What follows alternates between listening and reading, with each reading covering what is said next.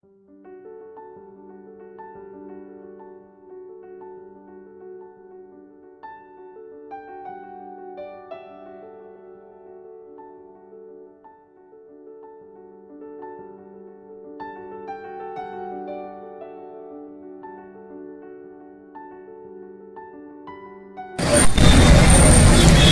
ପ୍ରଥମେ ନିଜର ପରିଚୟଟା ଟିକେ କୁହନ୍ତୁ। ମୋ ପରିଚୟ ହେଲା ଜନାର୍ଦ୍ଦନ ପ୍ରସାଦ ରାମ, ଯୋଶୀପୁର, ମୟୂରଭଞ୍ଜ। ତ ଆପଣ ମୂଳତଃ କେଉଁ ଅଞ୍ଚଳର ଲୋକ? ଆମ ମୂଳ ଅଞ୍ଚଳ ହେଲା ମଥୁରାବାସୀ। ଆପଣଙ୍କର ଜନ୍ମଟା କେଉଁ ମସିହାରେ? ମୋର ଆକ୍ଚୁଆଲି ସାର୍ଟିଫିକେଟ୍ ହେଉଛି 47 କିନ୍ତୁ ଜାତକ ହେଉଛି 43। ମାନେ ଆପଣ ପ୍ରକୃତରେ 1943ରେ ଜନ୍ମ? ହଁ। କେଉଁଠି? ଯଶୀପୁରରେ। ଯୋଶୀପୁର। ଆପଣଙ୍କ ବାପା କ'ଣ କରୁଥିଲେ? କାଶିଆନ ସେତେବେଳେ ବଉଳା କମ୍ପାନୀରୁ ସପ୍ଲାଏ କରୁଥିଲେ ବିଭିନ୍ନ ସୋଡ଼ା, କେରୋସିନ ତେଲ, ଦୁକ୍ତା। ଆପଣଙ୍କର ଆଧ୍ୟାତ୍ମିକ ଜୀବନ କେମିତି ଆରମ୍ଭ ହେଲା? ଆଧ୍ୟାତ୍ମିକ ଜୀବନଟା ଦେଖନ୍ତୁ, ମୋ ପେଟ ବହୁତ ପେନ୍ ହେଉଥିଲା, ମୁଁ କୁଆଡ଼ିଥାଏ। ବଡ଼ ଖାଇବା ପରେ ମୁଁ ବହୁତ ଟ୍ରିଟମେଣ୍ଟ ଇଆଡ଼େ ସିଆଡ଼େ ହେଲି, ମେହମ କିଛି କିଛି କାମ ଦେଲାନି। କିନ୍ତୁ ଗୋଟେ ମେଡ଼ିସିନ ଦେଲେ ଜାମକେଶ୍ୱର ମେଡ଼ିକାଲରେ ଦେଲା ପରେ ତାର ରିଏକ୍ସନ୍ ହେଲା ପରେ ମୁଁ ତାକୁ ଆଉ ସମ୍ଭାଳି ପାରିଲିନି। ଆସିକି ରହିଲି ତାପରେ ପୁଣି ହୋମିଓପାଥିର ଗୋଟେ ଆୟୁର୍ବେଦିକ ଔଷଧ ଖାଇଲି। ସେ ଖାଇଲା ପରେ ଭୋକ ଆମେ ଭଲ ହେଲା ପରେ କିନ୍ତୁ ପେଟ ବଥାଟା କମିଲାନି। ପେଟ ବଥା ଏରକମ କମିଲାନି, ସେଠୁ ସେ ପେଟ ଭିତରେ ମୁଁ ଏସିଡ଼ିଟି ହେଇକି ଆଲସର ହେଲା ପରେ ମାନେ ନିଜକୁ ନିଜେ ସୁସାଇଡ୍ କରି ବଞ୍ଚିବି ରହିବିନି ବୋଲି ଏରକମ ଦୁଇଥର ମୁଁ ବେକରେ ଦୌଡ଼ି ଦେଲା। ବହୁତ ସମୟର କଥା ଏଇଟା ମୋର ପ୍ରାୟ ଏଇଟା ହେଉଛି 1956 ପାଖାପାଖି। କେତେ ବୟସ ଆପଣଙ୍କ ସେତେବେଳେ? ସେତେବେଳେ ମୋର ବୟସ ହେବ 20-25। ଆଚ୍ଛା। ସେଇ ସମୟରେ ମୁଁ ଯେତେବେଳେ କହିଲି ମା ଥାନ୍ତି ସେ ବେକରେ ଦୌଡ଼ି ମୋର କାହିଁ ଥିଲା। ସେ ଯେଉଁ ବେକରେ ଦୌଡ଼ି ଦେଇଥିଲି ସେ ଘର ଏଟା ଦଣ୍ଡାଟା ସେ ଗୁଣ ଖାଇଥାଏ। ଚୁଲି ବେଳି ଯେତେବେଳେ ପଡ଼ିଗଲା ସେଠୁ ସମସ୍ତେ ଜାଣିପାରିଲେ, ଜଗିଲେ ଯେତେବେଳେ ସେଠୁ ନାଇଁ ତାକୁ ଫେର ପୁଣି ମୋତେ ଜଗିଲା ପରେ ପୁଣି 6 ମାସ ପରେ ତାପରେ ପୁଣି ତାର ଦେଲି, ଅନ୍ନ ଚାଉଳ ଦେଲି। ତ ସେଠି ବି ସେ ଏରକମ ହେଲା ଯେ ସେ ତାର କଣିଜାରେ ଗୋଟେ କଣା ହେଇଥିଲା ଯେ ଛିଡ଼ି ପଡ଼ିଲା, ସେ ଭାଙ୍ଗି ଦୁର୍ଗା ସବୁ ଧରା ଧରିପାରିଲେ। ତାପରେ ଜଗିଲା ପରେ ମୋତେ ଧରିକି ସେଠୁ ସାହାଯ୍ୟ ମିଳିଲା। ମୋତେ ଟିକେ ଘର ଅନ୍ୟାନ୍ୟ ବନ୍ଧ ବୁର୍ଲା ଗଲି, ପ୍ରାକ୍ଟିକାଲ ସାର୍ ଅପରେସନ୍ ହେଲା, ଡକ୍ଟର ଡି ମେହର କଲେ ମୋତେ। ଡି ମେହର କଲାବେଳେ ସେଇଠି ପିଲାମାନେ ମୋର ସାଙ୍ଗ ପିଲାମାନେ ପଢ଼ୁଥିଲେ, ସେମାନେ ମୋତେ ବହୁତ ହେଲ୍ପ କଲା ପରେ ସେଠି ତାପରେ ଯାହା ସହ ଏତେ ଥର କଲିନି, ଆମେ ମରିବା ପାଇଁ ଚେଷ୍ଟା କଲି। ତାପରେ 7 ଥର ଜଙ୍ଗଲରେ ଥରେ 2 ଥର ବାଘ ମାରୁ ବଞ୍ଚିଲି, ହାତୀ ପାଦରୁ ବଞ୍ଚିଲି। ଯେଉଁ ସାପ ମୋତେ କାମୁଡ଼ିଥିଲା ସେ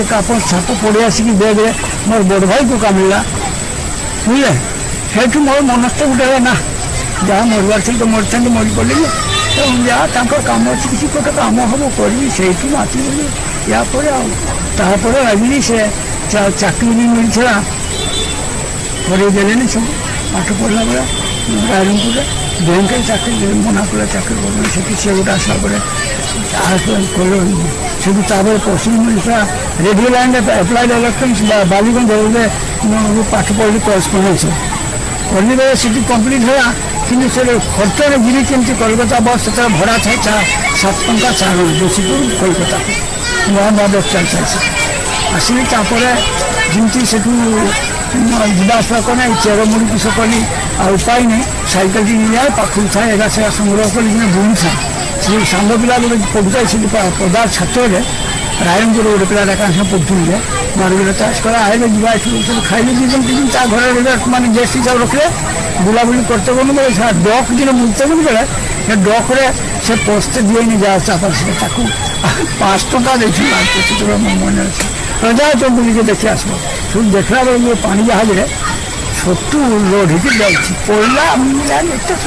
ইচ্ছা বিক্রি হচ্ছে কিন্তু জঙ্গল সেটা সেইটু আসিনি খুঁজলি কেমতি এখন ট্রেন হয়েছি বলি সেটু ফোন দিয়ে একটি সেটু খুঁজতে আরম্ভ করে সেই প্রস্তাব যে লেখা ছিল সেটা তার ঠিকানা পাইছেনি তার ঠিকানা সেমানে অল্প কোম্পানি গোটে করছেন বলি বলি যেতবে সেটু হিলগ্রিন বলি গোটে কোম্পানি থাকে সেইটি পাইনি তার ঠিকানা সেটা ঠিক পাখে থাকে সেটি বলি সে বানার্জি বলি জনে থাকে তার হাত মানে ব্লাড প্রেসার লো তার ক্লাসমেট পরে ইনকোয়ারি করলে ক্লাসমেট সব বড় বড় অফিসর সব লন্ডনরে তার গোটে থাকে ଆଉ ଗୋଟେ ଏଚଏଲ୍ ଖୁରାନା ବୋଲି ସେତେବେଳେ ଥିଲେ ସାଇଣ୍ଟିଷ୍ଟ ତାଙ୍କ ପାଖରେ କାମ କରୁଥିଲା ଗୁହା ବୋଉ ବୋଲି ସିଏ ଆସିଥିଲା ସେ ସେମ୍ପଲ୍ କଲେକ୍ସନ୍ କରି ସେ କଲା ଯୋଗାଯୋଗ ହେଲା ସେ ତାର ବିଜନେସ୍ ଆରମ୍ଭ ହେଲା ମୁଁ ସେଠି ଏଠି ଯାହା ନେଇଯାଏ ଚେରମୁନି 5-5ଟା 10ଟା ନିଜେ ସଂଗ୍ରହ କରି ଲଦିକି ରଖିଯାଏ ଆସି ଯାଇକି କୋଲକାତାରେ ଦିଏ ଆସିକି ଯେଉଁ ପଇସା ବାହାରେ ଦେଖେ ଖର୍ଚ୍ଚ ପତ୍ର ହେଇଛି ମୋର କେତେ ଲାଭ ହେଉଛି 2 ଦିନ ରଖେ ଖର୍ଚ୍ଚଟା ସେଠି ବୁଲାବୁଲି କରିବି ଦେଖିବି କେଉଁ ଜିନିଷ କ'ଣ ଆସିଛି ଏରকম କରିକି ପଢ଼ି। ଆପଣ କେଉଁ ମସିହାରେ ବ୍ୟବସାୟିକ ସଂଗ୍ରହ ଆରମ୍ଭ କଲେ? ବ୍ୟବସାୟୀ ସଂଗ୍ରହ ମୋର ଏତେ ଟାଇମ୍ ଆରମ୍ଭ ହେଲା ଇଏ ଜଙ୍ଗଲରୁ ଚେରମୂଳି ଆରମ୍ଭ କରିବା ହିସାବରେ ଏବଂ ସେହି ସମୟରେ ପାଠପଢ଼ା ବି ଚାଲିଲା ଯେତେବେଳେ ଫେଲୁଅର୍ ହେଇକିରି 3% ପ୍ରାକ୍ଟିକାଲ ନେଇକିରି ତାପରେ ପୋଷ୍ଟାଲ କମ୍ପ୍ଲିଟ୍ କଲେ ଏଟାକୁ କମ୍ପ୍ଲିଟ୍ କରିବି ବୋଲି ଭାବିଲି କମ୍ପ୍ଲିଟ୍ କିଛି ଦିନ କଲା ପରେ ପୁଣି ଷ୍ଟାଇଲ୍ ସେ ବନ୍ଦ ହେଲା ପରେ ବି ତାର ଡାଇରେକ୍ଟ ଲିଙ୍କ୍ ରଖିଲି ସେଠି ଯିବା ଆସିବା ଭିତରେ ଏବଂ 6 ମାସ ହେଇଛି ମୁଁ ଡେଲି ରେଗୁଲାର କରୁଥିଲି କ୍ଲାସ୍ କିଣିଛି ସେଇଟା ଗୋଟେ ମୋର ଜୀବନର ବହୁତ ବଡ଼ ଇଏ ସାହାଯ୍ୟ ମିଳିଲା ମୋ କର୍ମକ୍ଷେତ୍ରରେ। ତାହେଲେ ଆପଣ ପ୍ରଥମେ ହିଲଗ୍ରିମ୍ କମ୍ପାନୀ ପାଇଁ ହିଁ ପ୍ରଥମେ ଆରମ୍ଭ କଲେ? ଆରମ୍ଭ କଲି। ତ କେଉଁ ମସିହାରେ ଆରମ୍ଭ କଲେ? এটা ମୋର ମନେ ପଡ଼ୁଛି ବୋଧେ 1973-74। ତ ଆପଣ ପ୍ରଥମେ କେଉଁ ଚେରମୂଳ? ଶୁଣନ୍ତୁ ତାପରେ ସେ ଛୋଟରୁ ଯେତେବେଳେ ନେଇକି ଗଲି ସେଠି ସେ ଜଙ୍ଗଲରେ ଯେତେବେଳେ ଏଇଟା ସେଟା ଆଣି ଚେରମୂଳିର ମାର୍କେଟରେ 2 ଟଙ୍କା ଔଷଧ ବିକ୍ରି ହେସେଗା କିନ୍ତୁ ଇଏ ଲାଇନ୍ଟା ଗୋଟେ ଅଲଗା ଲାଇନ୍ ଥିଲା ତା ଭିତରୁ ଯାହା ଫଳରେ ସେ ୟୁଟିଲେ ଇଣ୍ଡିଆର ତା ୟୁଟିଲେ କମ୍ ତା ସେଲ୍ ବି କମ୍ ତେଣୁ ମୋର ତା ପ୍ରତି ବେଶୀ ଆକର୍ଷଣ ହେଲା ମୁଁ ଆସେ ଦେଖେନ ତା ଏଇଟା କିଛି ସେଇଠୁ ସେ ସେମ୍ପୁ ଏମିତି କଲେ ସେ ବେଶୀ ମିଳେ ଏଇଟା ମୋ ଘର ମୁଣ୍ଡା ସେଇ ସମୟରେ ସିଏ ରାଉରକେଲା ସାର୍ଫେଣ୍ଟିନାର ରିସର୍ଚ୍ଚ ହେଇଥିଲା ଶିବା କମ୍ପାନୀ ନେଉଥିଲା ମୁଁ ସେଇଠି ଶୁଣିଥିଲି ସେ ଶୁଣିଲା ବେଳେ ତାକୁ ପଚାରିଲି ସିଏ ସେ ରାଉରକେଲା ସାର୍ଫେଣ୍ଟିନା ମାର୍କେଟରୁ ପରଚେଜ୍ କରି ସେ ଏକ୍ସପୋର୍ଟ କରୁଥିଲା ସେଠି ସେ ଯେତେବେଳେ ସେ ଜଣେ ଏରିଆର ନାମ କରି ସେତେବେଳେ ସେ ଇଣ୍ଟରେଷ୍ଟେଡ୍ ହେବ ପ୍ରାୟ ତୁମେ ଏଇଟା ଆଣିକି ଦେଇପାରିବ ହଁ ଦେଇପାରିବି ସାର୍ କେତେ ଦିନ ଭିତରେ 7-8 ଦିନ ଭିତରେ ଲାଗିବ ପଇସା ବୋଲେ କିଲୋ ଦେଇପାରିବି ସାର୍ ଦରକୁ ଆପଣ ଦର କହିଲେ ସିନା ମୁଁ ତ ଜାଣିନି ସେଠୁ ସିଏ ମୋତେ ଗୋଟେ ଶିଖିଲେ ସ୍ମଲ୍ ଭେଲଭେଟ୍ ବିନ୍ ବୋଲି ତାଙ୍କର ନାମ ରଖିଥିଲେ ସେଟା ତାହେଲେ ଆମର ଇଆଡ଼େ କୁହନ୍ତି ଗୁର୍ଜେଇ ଫଳ ସେଇ ଗୁର୍ଜେଇ ଫଳଟା ମୁଁ ନିଜେ ଗଛ ଜଙ୍ଗଲ ଧାରେ ଥାଏ ନିଜେ ଯାଇକି ବସ୍ତା ଭାଙ୍ଗି 2ଟା ବସ୍ତା କମ୍ପ୍ଲିଟ୍ କରିଦେଲି ଦେଖି ସେ ବଞ୍ଚିଲେ ନ ବସିଦେବେ ସେ କରିଦେଲି ସେଠୁ ସେ ଆସିକି ତାର ଆରମ୍ଭ ହେଇକି କୋଲକାତା ନେଇକି ସେଇ ପାଖରେ ଥାଏ ସେ ରାତିରେ ସେଠି ଦେଲେ ଆରମ୍ଭ ସକାଳେ ତାକୁ ଦେଲେ ସେ କହିଲା ମୋର ଗୋଦାମକୁ ପହଞ୍ଚେଇ ଦେବେ ମୁଁ ଆଜ୍ଞା ମୁଁ ଜାଣିଲି କଥା ଆପଣଙ୍କୁ ଲୋକ ଦିଅନ୍ତୁ ଇଏ ଦେଲେ ତାର ଗୋଦାମ କାଶୀପୁରରେ ଥାଏ ସେଠୁ ବହୁତ କିଲୋ ବାଟ ଦେଖିଲି ସେଠି ଭିତରେ ଆସିଲା ବେଳେ ସେଠୁ ମୁଁ ଖର୍ଚ୍ଚ ଯାଇଥିଲି 30 ଟଙ୍କା ଲାଭ ପାଇଲି। କେତେ ଟଙ୍କାରେ? କେତେ ଟଙ୍କା 3 ଦିନ ଖଟିଥିଲି ମୋର 3 ଦିନ ଖଟିବାର ମଜୁରୀ ଆଉ 7 ଦିନେ 14 ଟଙ୍କା 50 ପଇସା ଯିବା ଆସିବା ଭଡ଼ା ଆଉ ଖାଇବାର ସେଠି ଦେଲି 4-5 ଟଙ୍କା ଖର୍ଚ୍ଚ ହୋଇଥିଲା ବୁଝିଲା 3 ଦିନ ଭିତରେ 30 ଟଙ୍କା ପାଇଲେ ସେତେବେଳେ 30 ଟଙ୍କା ଯଥେଷ୍ଟ ମାନେ ମୋର ବି କିଛି ଖର୍ଚ୍ଚ ନେଇ ବିବାହ କରିଲି ମା ବାପା ଛାଡ଼ିଦିନ ତାର ଯାହା କରୁଛି ସେ 30 ଟଙ୍କା ରଖିଲି ମୁଁ କିସ କଲି ସେଥିରୁ 20 ଟଙ୍କା ମୁଁ ଇଏ ଚେରମୂଳି ସିଆଡ଼ୁ ନେଇ ଆସିଲି ଯେଉଁଟା ବଜାର ବିକ୍ରି ହୁଏ ସେ କବିରାଜ ମାନେ ଅଛି ତାକୁ ଆଣିକି ତାକୁ ଦିନି ମୋର ଏଠି ଯିବା ଆସିବା ଭଡ଼ା ଏତେ ମାଉଲ ଭଡ଼ା ଏତେ ତେଣୁ ଏଠି ଖର୍ଚ୍ଚ ପଡ଼ିଲା ପରେ ଏଇଠି ମୋତେ ଟଙ୍କାର ଚାଳନା ଲାଭ ରଖି ରେଟ୍ଟା ଖୋଲିକି ବିକ୍ରି କରିବା ପାଇଁ ସେଠି ଦେଖିଲି ମୁଁ ଏଟାର ତାର ଖର୍ଚ୍ଚ ତ ମୋର ଉଠି ଯାଉଛି ତାହେଲେ ଏଟାରେ ମୋତେ ସପୋର୍ଟ ମିଳିଲେ ମୋର ବୁଝିବାକୁ ଆପ୍ଲାଏ କରି ସେଠୁ ସେଇଟା ବିକ୍ରି ବେଳେ ଦେଖିଲି ହପ୍ତାହେ ମୋ 75 ଟଙ୍କା ଲାଭ ବାହାରୁଛି 8 ଦିନ ବୋଲେ ସେ ଠିକ୍ ଅଛି ଏଟା ବି ଠିକ୍ ଅଛି 75 ଟଙ୍କା ଢେର ମୋର 7 ଟଙ୍କା ତାଙ୍କ ଭଡ଼ା ଚାଲି ଭଡ଼ା ଉଠି ଯାଉଛି ଓଟା ସେଠୁ ତାପରେ ତାର ଅର୍ଡ଼ର ସେ ନେଇକି ମୁଁ ଦେଲି ତାର ଟିକେ ବିଶ୍ୱାସ ହେଲା କି ମାନେ ଗୁର୍ଜେଇ ଫଳ ଆପଣ ଦେଲେ ପ୍ରଥମ ଗୁର୍ଜେଇ ଆଉ ଛତୁ ସେଇଟା କି ଛତୁ? ଏହି ଆପଣଙ୍କର ଯେଉଁଟା ସ୍ପଞ୍ଜ ଟାଇପ୍ର ଛତୁ ତ ସେଇଟା କ'ଣ ଆକ୍ଚୁଆଲି ଡେକୋରେଟିଭ୍ ପର୍ପଜ୍ ୟୁଜ୍ ହେଉଛି ନା ମେଡିସିନାଲ ପର୍ପଜ୍ ୟୁଜ୍ ହେଉଛି? ଆକ୍ଚୁଆଲି ଡେକୋରେଟିଭ୍ ପର୍ପଜ୍ ସେଟା ୟୁଜ୍ କରି ସେମାନେ ଏକ୍ସପୋର୍ଟ ପାସ୍ କରୁଛି ୟୁରୋପିଆନ୍ କଣ୍ଟ୍ରି ଗୁଡ଼ାକ କରୁଥିଲେ ସେତେବେଳେ ଯାଉଥିଲା ଆମେରିକା ଯାଉଥିଲା ଲଣ୍ଡନ ଯାଉଥିଲା ଫ୍ରାନ୍ସ ଯାଉଥିଲା ଆଉ ଜାର୍ମାନର କିଛି କମ୍ପାନୀ ନେଉଥିଲେ କିନ୍ତୁ ତାର ମେନ୍ ମଣ୍ଡି ଥିଲା ଆମେରିକା। ସେ 17 ସାଇଣ୍ଟିଫିକ୍ ନେମ୍ଟା ଆଜ୍ଞା মশরুম। হ্যাঁ, কি মশরুম সেটা? তাহলে তার সাইন্টিফিক নাম কিছু মনে আছে? তার স্পঞ্জ মশরুম। Sponge mushroom. আচ্ছা, তাকে আমরা স্থানীয় ଲୋକମାନେ କ'ଣ କହୁଥିଲେ? ফ্লাওয়ার মশরুম କୁହନ୍ତି, ଗୋଲ୍ଡେନ୍ ମଶରୁମ୍ ଆଉ ରେଡ୍ ମଶରୁମ୍। ଆଚ୍ଛା, ସ୍ଥାନୀୟ ଲୋକମାନେ ସେ ଛତୁଟାକୁ କ'ଣ କହୁଥିଲେ? ଛତୁ ତ ଇଏ କାଠ ଛତୁ ଆଉ। ମୟୂରପଙ୍ଖୀ ଛତୁ ଗୋଟେ ଅଛି। ମୟୂରପଙ୍ଖୀଟା ଯେଉଁଟା ଅଛି ନା, ସେଟା ଯେଉଁ ଲାଲ ରଙ୍ଗଟା ନା, ତାକୁ ସେମାନେ ନାମ ଦେଇଛି ମୟୂରପଙ୍ଖୀ। ମୟୂରପଙ୍ଖୀ ଛତୁ ଯେଉଁଟା, ସେଟା ଗୋଟେ ଯେଉଁ ସେଟା ସ୍ପଞ୍ଜ ଆଇରନ୍ ଭିତରେ, ସ୍ପଞ୍ଜ ମଶରୁମ୍ ଭିତରେ ଯିବ। ଆଚ୍ଛା, ଫର୍ଚା ହେଇକି ତାକୁ ଦାଗ ଦାଗ କରା ଥାଏ, ସେଟାକୁ ସେମାନେ ସେଇଟା ସେମାନେ ଡିଭିଜନ୍ କରିଦେଲେ। ଏମାନେ ସେମାନେ ଛତୁଟା ସେତେବେଳେ ଯେଉଁ କିଣୁଥିଲେ, ସବୁ ମିକ୍ସ ହିସାବରେ କିଣୁଥିଲେ, ଆଉ ନେଇକି ସେମାନେ ତାକୁ ଅଲଗା ସେଟ୍ କରିକି ପଠଉଥିଲେ। ବୁଝିଲି। ସେତେବେଳେ ସେ ରେଟ୍ଟା ଗୋଟେ ରଖୁଥିଲେ, 2 ଟଙ୍କା କିଲୋ ନେଉଥିଲେ, ବୁଝିଲେ ନା। କିନ୍ତୁ ସେଇଟା ଯେତେବେଳେ ମୁଁ ଆଗ୍ରହ କଲି, ଲୋକ ତ ଲାଗିଲେ ଏଇଟା କିଛି ନା କିଛି ବିକୁଛି, ମୋର ପଇସା ଲାଗିଲେ ତା ବହୁତ ବିସ୍ତାର କଲେ ଫେରିଗଲାଣି। ଆଉ ମୁଁ ସେଠି ବହୁତ লিমিটেড হলে তাহলে নিউজ পেপার বহুত কথা থাকে সংস্কৃতি যাহা আছে। তারপরে আধ্যাত্মিক জীবনকে আপনার আছে শুনুন, আধ্যাত্মিক জীবন ভিতরে সেତେବେଳେ ମୁଁ ଯେଉଁ କିଛି ଜଣ ନେଇସାରିଥିଲି ପୋଷ୍ଟର କରନ୍ତି ରାଜନୀତି ଇନଷ୍ଟିଚ୍ୟୁଟ୍ରୁ ଇଲେକ୍ଟ୍ରୋନିକ୍ସ ସେତେବେଳେ ରେଡ଼ିଓ ଆପ୍ଲାଏଡ୍ ଇଲେକ୍ଟ୍ରୋନିକ୍ସରେ। ତ ମୁଁ କହିଲି ସାର୍ ଏଇଟା ବେପାରଟା ବି କରିନି, ଆଉ ଏଇଟା ବି ନ କଲେ ତ ଅଲଗା ହେବ। ସେଠି ଯେତେବେଳେ ଗଲି ମୋତେ ଚାନ୍ସ ମିଳିଲା ବାଲିଗଞ୍ଜରେ, ସେ ବାଲିଗଞ୍ଜ ଯେତେବେଳେ ଯାଏ ସେଠି ମୁଁ କହିଲି ଆଚ୍ଛା ସୁମିତ ମିଳିଛି କୋଲକାତା, ସେଟା ଟାଉନ୍ରେ ସେଠି 10 ପଇସା 15 ପଇସା 4 ଟଙ୍କା 8 ଟଙ୍କା କେଜି ଆସିବା। ଯାଏ ସକାଳୁ ବୁଲି ଆସି ଯାଇକି ପୋଷ୍ଟ ବୋଲି ସେଠି ସେ ରେକର୍ଡ଼ ତ ଥାଏ ସେ ଇଏରେ। ସେଠୁ ବିଶି ମିତ୍ରା ବୋଲି ଥିଲେ ସେଠି ଅଫିସରେ, ତାଙ୍କ ସହିତ ମୋର ପ୍ରଥମ ଦେଖା ହେବ। ବିଷୟ କଲା ଆଚ୍ଛା ତୁଇ ଆଏ, ମୁଁ ତୋତେ ସବୁ ହେଲ୍ପ କରୁଛି, ନନ୍ଦଛି ସବୁ ତୁ ଯିବି ଦେଖା କଲି। ସେଠି ଗଲି, ଗଲା ପରେ ତାଙ୍କର ବାପା ଯିଏ ହେଉଛନ୍ତି ସେ ପ୍ରିନ୍ସିପାଲ ଯିଏ, ସେ ହେଉଛନ୍ତି ଇଣ୍ଡିଆର ପ୍ରଥମ ଇଲେକ୍ଟ୍ରୋନିକ୍ ଇଞ୍ଜିନିୟର ସାର୍ ଜଗଦୀଶ ଚନ୍ଦ୍ର ବୋଷଙ୍କ କ୍ଲାସମେଟ୍। ସିଏ ସେଠି ଆସିକି ରହିଲେ ଏବଂ ସେ ପାକିସ୍ତାନ ପଳେଇ ଆସିଲେ ବାଂଲାଦେଶରୁ। ପଠାଣମାନେ ତାଙ୍କୁ ଇଏ କଲେ ବୋଲି ସେଠି ସେ ଇନଷ୍ଟିଚ୍ୟୁଟ୍ଟା ଖୋଲିଥିଲେ, ତାଙ୍କ ଭିତରେ ମୁଁ ଜାଣିଲି ଏଇଟା। ସିଏ ପାର୍ଟ ଟାଇମ୍ ଯାଇକି ଯାଜପୁର ୟୁନିଭର୍ସିଟିରେ ପ୍ରଫେସର ଲେକ୍ଚରସିପ୍ ଦିଅନ୍ତି, ଆଉ ବାକି ସେ ଗୋଟେ ପ୍ରାଇଭେଟ୍ ସେଠି ପଢ଼ଉଥିଲେ। ହଁ, ଆଚ୍ଛା, ସିଏ ତାପରେ ଆସିକି ନିଜେ ସେ ଇନଷ୍ଟିଚ୍ୟୁଟ୍ ସେ ପ୍ଲାନିଂ ରିସର୍ଚ୍ଚ ସମ୍ପୃକ୍ତ ଥିଲେ ସିଏ ଇଲେକ୍ଟ୍ରୋନିକ୍ସ। ଆଉ ତାଙ୍କ ଫିଲିପ୍ସ କମ୍ପାନୀ ଇଣ୍ଡିଆର ପ୍ରଥମ ଡିଷ୍ଟ୍ରିବ୍ୟୁଟର ସେଟ୍ କଲା, ତାଙ୍କୁ ଚାକିରି ଦେଇଥିଲା ଆସିକି। ତ ସେଇ ସିଏ ଇନଷ୍ଟିଚ୍ୟୁଟ୍ଟା ଖୋଲିକି ମୁଁ ଗଲି ବୋଲି ତାଙ୍କର ପଟିଆଲା ସେ ଯିବା ଆସିବା। ମୁଁ ସବୁ କହିଲି ଏଇଟା ଖର୍ଚ୍ଚ ରକମ ପଡ଼ିଲି, କିନ୍ତୁ ବାପ ତ ଦେଇପାରିବ ନହେଲେ। ମୁଁ ସେଇଠୁ ସେଇ ଛତୁ ବିଚିକି ରଖିଲା ବେଳେ ଆଗେ ଛତୁଆ ଭିତରେ ଗଲି। ରାତି ବସ୍ରେ ଦିନେ ଏଠୁ ଗଲୁ, ବସ୍ 8ଟା 9ଟା ବେଳେ ବସିଲା, ସେଠି ପହଞ୍ଚିଗଲୁ ସନ୍ଧ୍ୟା 4ଟା 5ଟା ଭିତରେ। ଆଉ ସେଠି ମାଲ ଫାଲ ଉଠେଇକି ରଖିଥିଲି ରାତି। ଆଉ ସେଠି ସାଙ୍ଗେ ସାଙ୍ଗେ ଉଠିକି ବ୍ୟାଗ୍ ଧରି ନେଇକି ଦରବାନକୁ ଦେଲି, ଭାଇ ମାଲଗା ଅଛି କାଲି ସକାଳେ ଉଠେଇଲି। ଆଉ ମୁଁ ଚାଲିଯାଏ ସେ ବାଲିଗଞ୍ଜ ସେଇଠୁ ଗଲି, ଯାଇକି ପ୍ରିନ୍ସିପାଲଙ୍କୁ କହିଥାଏ ସେଠି 7ଟାରୁ 9ଟା କ୍ଲାସ୍ ଆଟେଣ୍ଡ କଲି ରାତି, ବୁଝିଲେ, ପ୍ରାକ୍ଟିକାଲ ସେଠି। ଆଉ ସେଠି ମୁଁ ସାର୍ ରିକ୍ୱେଷ୍ଟମେଣ୍ଟ ସାର୍ ଏଠି ମୁଁ ଶୁଣିବି ଆପଣଙ୍କୁ, ମୋତେ ସକାଳେ କ'ଣ ମୁଁ ସକାଳେ ଗୋଟେ କ୍ଲାସ୍ ଆଟେଣ୍ଡ କରିବି। ତୁ ହଠାତ୍ ଚିନ୍ତା କର, ତାର ଦେଇଦେବ ଚିନ୍ତା। ଆଉ ସେ ଶୋଇଯାଏ, ଆଉ ସେ ହୋଟେଲରେ ଖାଇଦିଏ, ରାତି ଆସିକି ଶୁଇଲି। ସକାଳୁ ଉଠିକି ପୁଣି 7ଟା ଆଗରୁ ରେଡ଼ି ହେଇଗଲି, 7ଟାରୁ 9ଟା କ୍ଲାସ୍ ଆଟେଣ୍ଡ କରିବି। ପୁଣି ଆସି ମାର୍କେଟକୁ 10ଟାରୁ ମାର୍କେଟ ଖୋଲେ, ସେ ମାଲ ନେଇକି ବିକିଦେଲି, ବିକିକି ଦିନ 7ଟା କଲି, ଖାଇକି ଆରାମ ରହିଲି। ଆଉ ଦେଖି ସେଇଦିନ ଯେଉଁ ମିଳିକି ତାର ଗୋଟେ ଦିନ ଆସିଲି, ସେଦିନ କଲି, ସକାଳେ ଗୋଟେ କଲି, ଆଉ ଯେଉଁଦିନ ରହିଲି ସେଦିନ କଲି। 3ଟା ହପ୍ତାହ ହେଇଗଲା। ସକାଳେ ଆସି ସକାଳେ ବସରେ ପଳେଇ ଆସିଲି, ଆଉ ସିଆଡ଼େ ମାଲ ବିକି ଚାଲିଲି। ସାଇକେଲ ଧରି ଯେଉଁ ଯେଉଁ ଅର୍ଡ଼ର ଥାଏ ସାଇକେଲ ଧରି ପାଖ ଜଙ୍ଗଲରେ ନିଜେ ସଂଗ୍ରହ করতে আরম্ভ করি। এইরকম করলি ভাই করি ମୁଁ ସେ କମ୍ପ୍ଲିଟ୍ ବି କରିନେଲି ଇଲେକ୍ଟ୍ରିକ୍ ସପ୍ଲାଇ। ସେ 4ଟା ବେଳକୁ ଦିନ କ୍ଲାସ୍ ହେବାକୁ ତ ସେଠି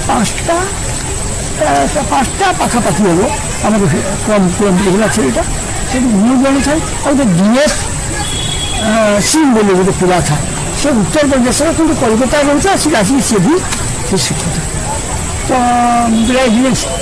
ସନ୍ଧ୍ୟା ନା ଆମେ ଚାଲ ଏକା ଗ୍ରୁପରେ ଆମେ ଯାଇକି ତାଙ୍କୁ ଜଏନ୍ ପ୍ରିନ୍ସିପାଲ ସେ ପ୍ରିନ୍ସିପାଲ କହିଲେ ମୁଁ କିନ୍ତୁ ସେଠି ଏଇଟା ଯେମିତି ଗୋଳ ଅଛି ନା, ସେଠି ଗୋଳ ହେଇକି ସେ ଭିତରକୁ ଯିବ। ଗୋଳ ହେଲେ ଏଇଆଡ଼େ ରାସ୍ତା, ଏଇଟା ଯେମିତି ରାସ୍ତା ଅଛି ନା, ଏরকম রাস্তাটা যাচ্ছি চৌড়া রাস্তা। আর সিয়াড়ে রেলওয়ে স্টেশনটা, বালিগঞ্জ রেলওয়ে স্টেশনটা, এপটে ফাঁকা সেটা ইরা সব বড়িগলা সে পুরো ফাঁকা থাকে। আর এরকম দুনিয়ার ছোটো ছোটো ঘর ছবি ওঠা। তো সে উপরে চলে আসলে এইরকম নিরা দেখছি মিলার এরকম দুটো লুকো দিয়েছি, উপরে তুলেছি, ইয়ে লাল কুমার ধরছি চুটাটা ধরছি তার মুন্ডটা এত বড় বিরাট দিচ্ছি গছর ভিতরে সে দেখছি শর্মিলা এটা কোন ভালো না কোন সেই মিটার দেখলি আখিরে কোনো যেরকম দৌড়ি দেখুন সেইরকম সেরকম এই জিনিসের জিনিস দেখলে কি হয়েছে কেন মিটার মুন্ডটা এত বড় দিচ্ছি বলে আমরা সেই মিটারে দেখলে না লাইটে ফাঁক সে কি আমার সেটা এরকম হয়েছিল আচ্ছা চাল দিবা ସେଥିରେ ଆମେ ଏଇଟା ଦେଖି ଦେଖୁଛୁ ଆଉ ଯାଉଛି ଯେ ଅଫିସର ପ୍ରିନ୍ସିପାଲ କହି ଦେଇସାରିଲା ବେଳେ ମୁଁ ସାର୍ ସେଠି ତାଙ୍କୁ ପଚାରିଲୁ ସାର୍ ସାର୍ যে এইরকম একদিন যাচ্ছে আরে আরে আরে কি আচ্ছা ঠিক আছে তুমি ওখানেও যাবে ও আদিপুর শ্মশানে যাবে কাজ চলেছে না হ্যাঁ চলেছে যাও আর তোমার বাড়িতে যাবে তুমি তো বড় যাবে আমি হাঁচা বড় যাবে আমরা যাও আর দেখুন সে আমি সে যেই একটু সে একটু আনেছে আমি সেটি তারপর তুমি জলদি আসো সে সাইড সে সন্ন্যাসী সেটা বাবাজি তো পুরো সে রেল লাইনে সেমান কুটুম বসি না তার মরতে চাও সে সকাল সন্ধ্যা তারপর জানছি সে জানছি যে সে সেটি পাখলে সেটা ভুলে এটা তার প্রথম মনে হয়েছে আলিপুর এটা কিন্তু সে ব্রিজটা আছে তো সে ব্রিজ সে রেলওয়ে লাইন সে যে হুগলি নদী যাবে গঙ্গা নদীটা শুধু পড়েছি তারপরে ট্রেন লাইনটা এই যে ট্রাম লাইনটা দিয়েছি আর উপরে আমার চাহিদা এইরকম দিছিল এইরকম একটু দিকে সেটু সে তার লাল কুমারটাকে রখিলা বুঝলেন লাল কুমার রখি সবু জিনিস রখি গলা বুড়ি আসি সে বুড়ি আসি একটু করে পৌঁছি একটু করে বুধবা বুঝে বসছি বুধবা বই বেশি বয়স হয়েছে বেশি কম জল বয়সে তার গুঁড়ো ধরছি আমার সেগুলো সব গাড়িয়ে এসে কিছু দিকে ধরছি মানে গোড় বিধবা বুড়ি তাঁর বাবাজিকে গোড়ে ধরছে হ্যাঁ পুরা দূরে ধরছি যেতে আসছি সে তার সিঁড়ি এত কঠিন কথা কইছে গাড়ি এসে তার কিছু ঠিক হয় এটা আপনার লাস্ট ছাড়ি দিবি ফেরাই চলে গেলে না দিতে ফেরা ফের গেল আমি সে ইয়াদ দিল আমার তো মানে মুন্ড ভিতরে ভাবছি কিন্তু ফের সে যায় সেটা উঠতে থেকে বাসা দেয় সে যে বাউন্সটা উঠেছে যা শাড়ি তুই মরবি না যা তুই রামায়ণ মহাভারত দেখে মরবি এই কথাটা আমি শুনি অনেকদিন কম বলে সে কম বলে রামায়ণ আমি মরবি না তুই রামায়ণ মহাভারত দেখে মরবি মহাভারত রামায়ণ মহাভারত দেখিকি মরিব হ্যাঁ আচ্ছা বুঝলেন আমার মুন্ড খারাপ উনিশশো আশি মহাভারত রহমান দেখলো তারপরে বড় কথা পড়তে বসে আমি চালিয়ে নিয়েছি আর মুন্ড পড়ে আসেন কাজ ছিল সেজন্য শুধু মানে স্যার আপনি বলেছিলেন স্যার দেখুন এরকম বলে আরে এটা ঠিক বলেছে দাঁড়ায় সেরকম ভাবে সে বসতাম সেই প্রিন্সিপাল এবং পত্রিকা জান মনে হচ্ছে জান পত্রিকা বুঝতে পারলেনি জান পত্রিকা জান পত্রিকা হ্যাঁ আচ্ছা ইংলিশে লেখা ছিল আচ্ছা সেটা দেখছো না এটা এই দেখতে টিভিতে তারা দেখা হবে মহাভারত আবার ওই দেখে মরবে এটা হচ্ছে 1962 কথা বলছে আচ্ছা মানে সেতবে সে টিভির পরিকল্পনা কথা কହୁଛନ୍ତି হ্যাঁ সে টিভিরে রামায়ণ মহাভারত দেখিকি মরিবে সে মূর্খ লোক জানবো কিন্তু সে কথা আমি যে পড়িছে তার প্রত্যুত্তর দেবে তো আমার মনকে সেতবে তো পরিকল্পনা ବି ହେଇନଥିବ রামায়ণ মহাভারত সিরিয়াল হবে বলে পরিকল্পনা ହେଇନି ବୁଝିଲେ ନା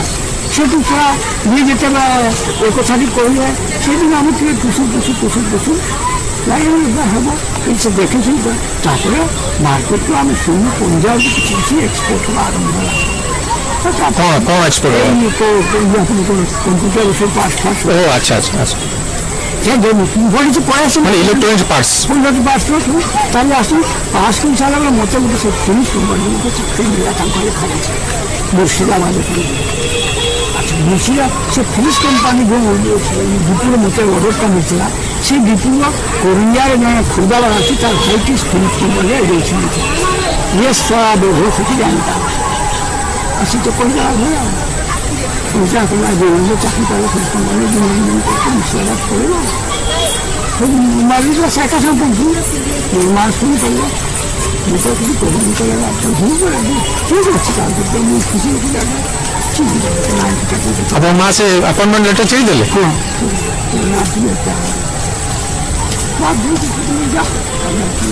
সেটা মনে ভিতর মধ্যে রেডিও হটা বাজা টাজা এটা সামনে আসলো তারপরে বিক্রি হলো চেয়ারম্যান লাইনটা ধরছে এটা তো বঞ্চিবা এটা তো বড় জিনিস আর এইটা ধরলো তারপরে লাইনটা পছন্দ ପଶିବା ପରେ ଶିବ ମନ୍ଦିର ମୁଁ ରେଗୁଲାର ଯାଏ। ଯୋଶୀପୁର ଶିବ ମନ୍ଦିର ସେ କରିଯାଉଥାଏ, ଶିବ ମନ୍ଦିର ଯାଏ। ଦିନ କିସ ହେଇଛି ଏସବୁ ଆମ ଠାକୁରଙ୍କ ପର୍ଯ୍ୟନ୍ତ ଗୋଟେ ଗ୍ରୁପ୍ ଅଛି ସେଠି। ସେତେବେଳେ 2 ଜଣ 3 ଜଣ ଥିଲେ, ସେମାନେ ଆସିକି ଭୟ ମନାଗଲା। ମୁଁ ସେତେବେଳେ ଆପଣଙ୍କ ସେଣ୍ଟରରୁ ଆସିଥିଲା ସେ ତ୍ରିବେଣୀ ଜଳ ଚାଲିଥିଲା ଆସ ସମୟରେ, ସେତେବେଳେ ସିଏ ଗଠନ କଲା ମୋତେ ଦାୟିତ୍ୱ ଦେଇଛି। ମୋତେ ଦାୟିତ୍ୱ ଦେଲେ ଭାଇମାନେ ସବୁ ଦାୟିତ୍ୱ ଦେବା ସଚିବ ସେ ଦାୟିତ୍ୱ ଦେବା ମୁଁ ଜାଣେନି। ଭାଇମାନେ ସେଠି ଜାଣିଥିଲେ ପ୍ରଫୁଲ୍ଲ ସାହୁ ବୋଲି ଜଣେ ଇଣ୍ଡଷ୍ଟ୍ରି IPO ଥିଲେ ଯୋଶୀପୁର ବ୍ଲକରେ। ସିଏ ଆସିକିରି ଏମାନେ ବଡ଼ ଭାଇଙ୍କୁ ଧରିଛି, ଏମାନେ ପଡ଼ିଦେଲି ବଜାରରେ ବଜାରରେ ସେଠି ବସ୍ତା ଆଣିବା ପାଇଁ ସେମାନେ ସବୁ କହିବେ ତୁ ଯା ତାଙ୍କୁ ସାହାଯ୍ୟ କର। ମୁଁ ସେଠି ଦେଖିଲି ଗୋଟେ ଧାର୍ମିକ ଜିନିଷ ଅଛି। ବଜାର ଗଲି 2 ଘଣ୍ଟା ବୁଲିଗଲେ 4,000 ଟଙ୍କା କରୁଛି ବୁଝିଲ। 4 ଜଣ ଆମ ପଇସା ବଜା କରି ସେ 4,000 ଟଙ୍କା କରୁଛୁ ନା। ସେମାନେ ଆସିବେ ବୋଲି ସବୁ 8 ଦିନ ସକାଳେ ପିସ୍ କରି ପୁରା ସଫାସୁଫି କରି ତାକୁ ଆଳୁ ଅରୁଆ ଚାଉଳ ସାତ୍ଵିକ ଭୋଜନ ଉପରେ ସବୁ କରିକି ରଖିବେ। କିନ୍ତୁ ସେଦିନ ଦୀକ୍ଷା ନେବା 8 ଦିନ ମାତ୍ର ହୋଇଥାଏ। ତାର ଇତିହାସ କହିବାକୁ ପଡ଼େ। ଆପଣ ପ୍ରଥମେ କାହାଠୁ ଦୀକ୍ଷା ନେଇଥିଲେ? ପ୍ରଥମ ଦୀକ୍ଷା ପିତା ସେଟା ମନେ ନାହିଁ। ଛୋଟବେଳେ ନେଇଥିଲି 1956 ଗାୟତ୍ରୀ ସଂସ୍ଥା। ଗାୟତ୍ରୀ ସଂସ୍ଥା। ସେମାନେ କିଛି ରଖିଲେ କିନ୍ତୁ ସାଧନାରେ ମୋତେ କିଛି ମିଳିଲାନି। କିନ୍ତୁ ତାର ଯେଉଁ ରିଏକ୍ସନଟା ମୋ ଉପରେ ପଡ଼ିଥିଲା, ମୁଁ ସେ ଶିବ ମନ୍ଦିର ଯାଉଥିଲି ରେଗୁଲାରଲି ଏରକମ କିଛି ମୋତେ ସେଠୁ ସେ ଶିବ ମନ୍ଦିରରେ ଏମାନେ ଯେ ମୁଁ ଇଆଡ଼େ ଅର୍ଗାନାଇଜ୍ କରିଦେବି ଆଉ ତାପରେ ବହୁତ ଦୂର ତା ସବୁ ସମାଧାନଟି କରିଦେଇକି ଚାଲିବି। ଏ ଗ୍ରୁପ୍ କେହି କରିଦେଇଥିଲେ ଠାକୁର ଚନ୍ଦ୍ରଙ୍କ ସେ ସେତେବେଳେ ସେମାନଙ୍କର ଏଇ ଲୋକଟାକୁ ଆଣିଲେ ସେ ଆମ ଦୂରଟାକୁ ଛାଡ଼ିକି ଚାଲିଲେ। ସେ ଚାରାଟି ଦିନ ହେଲେ ତାଙ୍କର ସେଇଠି ଯେଉଁମାନେ ସାଧକ ଅଛନ୍ତି ତାଙ୍କର ଯେଉଁ ଦୀର୍ଘ ଦିନ ଆପଣ ପ୍ରକୃତରେ କ'ଣ ସେ ଗୋହତ୍ୟା ନିରୋଧ ପାଇଁ ଆପଣ ଚେଷ୍ଟା କରୁଥିଲେ? ସେ ଗୋହତ୍ୟା ନିରୋଧ ପାଇଁ ଧର୍ମଟାକୁ ଲିଙ୍କ ରଖିବା ପାଇଁ ଧର୍ମ ଆପଣ ନିଜ ସେଥିରେ ବ୍ୟକ୍ତିଗତ ଆଧ୍ୟାତ୍ମିକ ସାଧନା ପାଇଁ ଆପଣ ସେଟା କରିନଥିଲେ? ନା, ବ୍ୟକ୍ତିଗତ କିନ୍ତୁ ରୁଚି ଥିଲା। ହଁ, ରୁଚି ଥିଲା, କିନ୍ତୁ ଆପଣ ଗୋଟେ ବୃହତ୍ତର ମଙ୍ଗଳ ପାଇଁ ଆପଣ ସେଥିରେ ଯାଇଥିଲେ। ହଁ, କିନ୍ତୁ ସେଇ ମାଧ୍ୟମରେ ସେମାନେ ଆପଣଙ୍କୁ ଦୀକ୍ଷିତ କରେଇଦେଲେ? ନାଇଁ, ସେମାନେ ଦୀକ୍ଷିତ କରାଇବେ। ଆଚ୍ଛା, ଇଏ ମୁଁ ଯେ ତାଙ୍କୁ ସେଠି ଦେଲି ନା, এই যে প্রফুল্ল সাহু যে ছিল ইয়ে আইপিএল হয়েছিল বা ব্লক হয়েছিল, কিন্তু ইয়ে সেই যে ইয়ে করলি সেটাই ସେମାନେ সেটি সেই গভর্নমেন্টর সেই ইয়ে চলিলে না গাড়ি চলে আসে ইয়ে দেখাতে সিনেমা সেই ইয়ের মেশিন সেইটা ଗୋଟେ ଥିଲା ଗୋଟେ ବିଧବା ମୁସଲିମ ଲେଡି ସାର୍ ତାର ନାମ ଥିଲା ନୁର ଜାହାନ ମନେ ଅଛି। ଆସିଥିଲେ କଂଗ୍ରେସ ଭାଇ ବୋଲି ଜଣେ ଥିଲେ ସେଠି, ସେ ମରିଗଲେ। ଆଉ ଜଣେ ଅର୍ଜୁନ ମହାନ୍ତ ବର୍ତ୍ତମାନ ବଞ୍ଚିଛି, ସିଏ ଏମାନେ ସବୁ ଥିଲେ ତାକୁ ସେଠି ପାସିଥିଲେ। କିନ୍ତୁ ମୁଁ ଯେତେବେଳେ ଦୀକ୍ଷା ନେଇ ସେ ମୋର ଗୋଟେ ମନ ଭାଗଲା ବେଳେ ଗୌରବତା ବଡ଼ ଆଉ ସେତେବେଳେ ନାମଟି ପାଇଲି କୃଷ୍ଣଙ୍କ ନାମ ଯେତେବେଳେ ସାହୁଙ୍କ ଭିତରେ ଉତ୍ସାହ ହେଲା ସେଠି ମୁଁ ଯାଇକି ରିସିଭ୍ କରିବା ପାଇଁ ତାଙ୍କୁ ସବୁ ପୁରୁଣା ପୂର୍ବକ ଦେଖିଥିଲେ ସେଇଟାକୁ ଦେଖିଲି ଦେଖିଲି ବେଳେ ଏଇମାନେ ଆସୁଛନ୍ତି ବେଳେ ଇଏ କଲେ ମାନେ ବ୍ୟବସ୍ଥାରେ ଯେ ଏଠି করে ଏଠି ସବୁଛନ୍ତି ଆସୁଛି ମୁଁ ସାରା ଇଏ କଲେ ଆଚ୍ଛା ମନ ଭିତରେ ବହୁତ ଦୁଃଖ ମାନେ ଗୋଟେ ବିଧବା ଲେଡିଜ୍ ମୁସଲିମ ଲେଡିଜ୍ ତୁ ବ୍ୟବସ୍ଥା ବିରୋଧ କରିବ ସେଠୁ ମୁଁ ତାପରେ ମନ ଭିତରେ କଥା ବି ଆସୁଥିଲେ କଲି ଭାଇ ଆପଣଙ୍କର ବ୍ୟବସ୍ଥା। ତାପରେ ମୁଁ ଠାକୁରଙ୍କୁ ଦୁଃଖ ହେଇ ଡାକିଛି ପ୍ରଭୁ ମୋ ଲାଭ ରଖ ମୋ ବନ୍ଧୁବାନ୍ଧବମାନେ ମୁସଲିମ ସାଙ୍ଗାଛି କହୁଛନ୍ତି ଗୋଟିଏ ରାଜନୀତି କଲା ଧର୍ମଟାକୁ କଳୁଷିତ କଲା ପ୍ରଭୁ ମୁଁ ଦୁଃଖ ହେଇକି ଡାକିଛି ବିଶ୍ୱାସ କରିବେନି। ଆପଣ ଗୋଟେ ସବୁ ବ୍ୟବସ୍ଥା କରିଥିଲେ ମାନେ ସାତ୍ଵିକ ଭୋଜନ ହବ ଗୋଟେ ଲୋକ ଆସିବେ ସବୁ ବ୍ୟବସ୍ଥା କରିଥିଲେ, କିନ୍ତୁ ଆପଣ ସେଠି ଦେଖିବାକୁ ପାଇଲେ ଯେ ଜଣେ ବିଧବା ମୁସଲମାନ ମହିଳା ସିଏ ଆସିଛନ୍ତି ଏବଂ ଅନ୍ୟମାନେ ଆସିଛନ୍ତି ଆଉ ସେ ଗାଡ଼ିଟା ଗୋଟେ ବର୍ଣ୍ଣନା ନେଇକି ପଳାଇଟା ଗୌରୀके ପତାକାଟା ଉଠିଛନ୍ତି ହିନ୍ଦୀ ହଉନା ଆଉ ସେ ଯାଉଥିଲେ। କିନ୍ତୁ ସେତେବେଳେ ମୋର ଆଉ ଉପାୟ ଥିଲାନି, କିନ୍ତୁ ତାଙ୍କୁ ବାଧ୍ୟକୁ ମୋତେ ସେ ସମ୍ମାନ ଦେଇକି ସେମାନେ ଆସିକି କଲି। କିନ୍ତୁ ସେଇ ଯେ ମହିଳା ଆସିକି ସେ ତାଙ୍କୁ ଡାକ୍ତରଖାନା ପଡ଼ିଆ ତାଙ୍କୁ ଚାଲିଦେଲି ଚାଲି ଦେଲା ପରେ ଇଏ ମାନେ ମୁଁ ସେ ଯେ ବିକଳି ଡାକିଲି ମୋର ଲାଜ ରଖ ମୋତେ କି ଭାବ୍ୟ ମାନେ ଆଉ ସେ ଯେ ଲୋକଟା ପ୍ରଫୁଲ୍ଲଚନ୍ଦ୍ର ଇଏ ସାହୁ ସେ ବାଲେଶ୍ୱର ରହୁଛନ୍ତି କହିବୁ ତାଙ୍କର ଇତିହାସ କରେ ସବୁ ସିଏ ଭାଇଙ୍କୁ କହିକି ମୋତେ ଏଇସବୁ ଦିନରେ ପୁରେଇ ଦେଲେ। ତ ମୁଁ ଧର୍ମଟାକୁ এই করছি রাজনীতি বহু ক্ষেত্রে আমি অলগা কিন্তু সেটা অলগা সে জিনিস ইয়ে গোটে তাকে করছিলি ମୁଁ ଯେବେ ଡାକିଥିଲି ମୋର ଡାକରେ ପ୍ରଭୁଙ୍କର ଗୋଟେ ଆଶୀର୍ବାଦ ମିଳିଲା। କ'ଣ ଡାକ ମିଳିଲା? ଇସ୍କନ ଭାଇ ଠିକ୍ 45 ମିନିଟ୍ ପରେ ସେ ମିଳିଲା ବିରାଟ ଟ୍ରକ୍ରେ ଗୋଟେ ଠାକୁରଙ୍କର ବିଷ୍ଣୁଙ୍କର ସେ ଇଏ ଝାଉକିଟା ନେଇକି ଆସିଲେ ତାପରେ ସ୍ତ୍ରୀ ରୂପଟା ନେଇକି ଆସିଲେ ସେତେବେଳେ ମୋ ମନକୁ ଆଉ କି କରିବେ ମୁଁ ତ ଆଉ ନାଚ ନାହିଁ ଆମେ ବହୁତ ମୋ ଲାଜ ରଖିଲେ ମାରୁଛି ସେଠି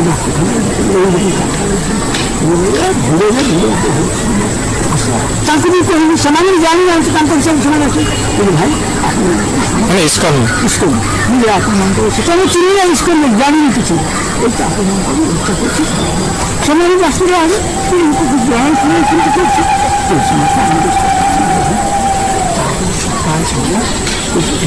ସେମାନେ ସେ ଦେଖୁଛନ୍ତି ସେ ଇଏ ସିନେମା ଇଏରେ ଏମାନେ ସବୁ ଭଜନ କୀର୍ତ୍ତନ ଇଆଡ଼େ ବେଶୀ କରୁଛି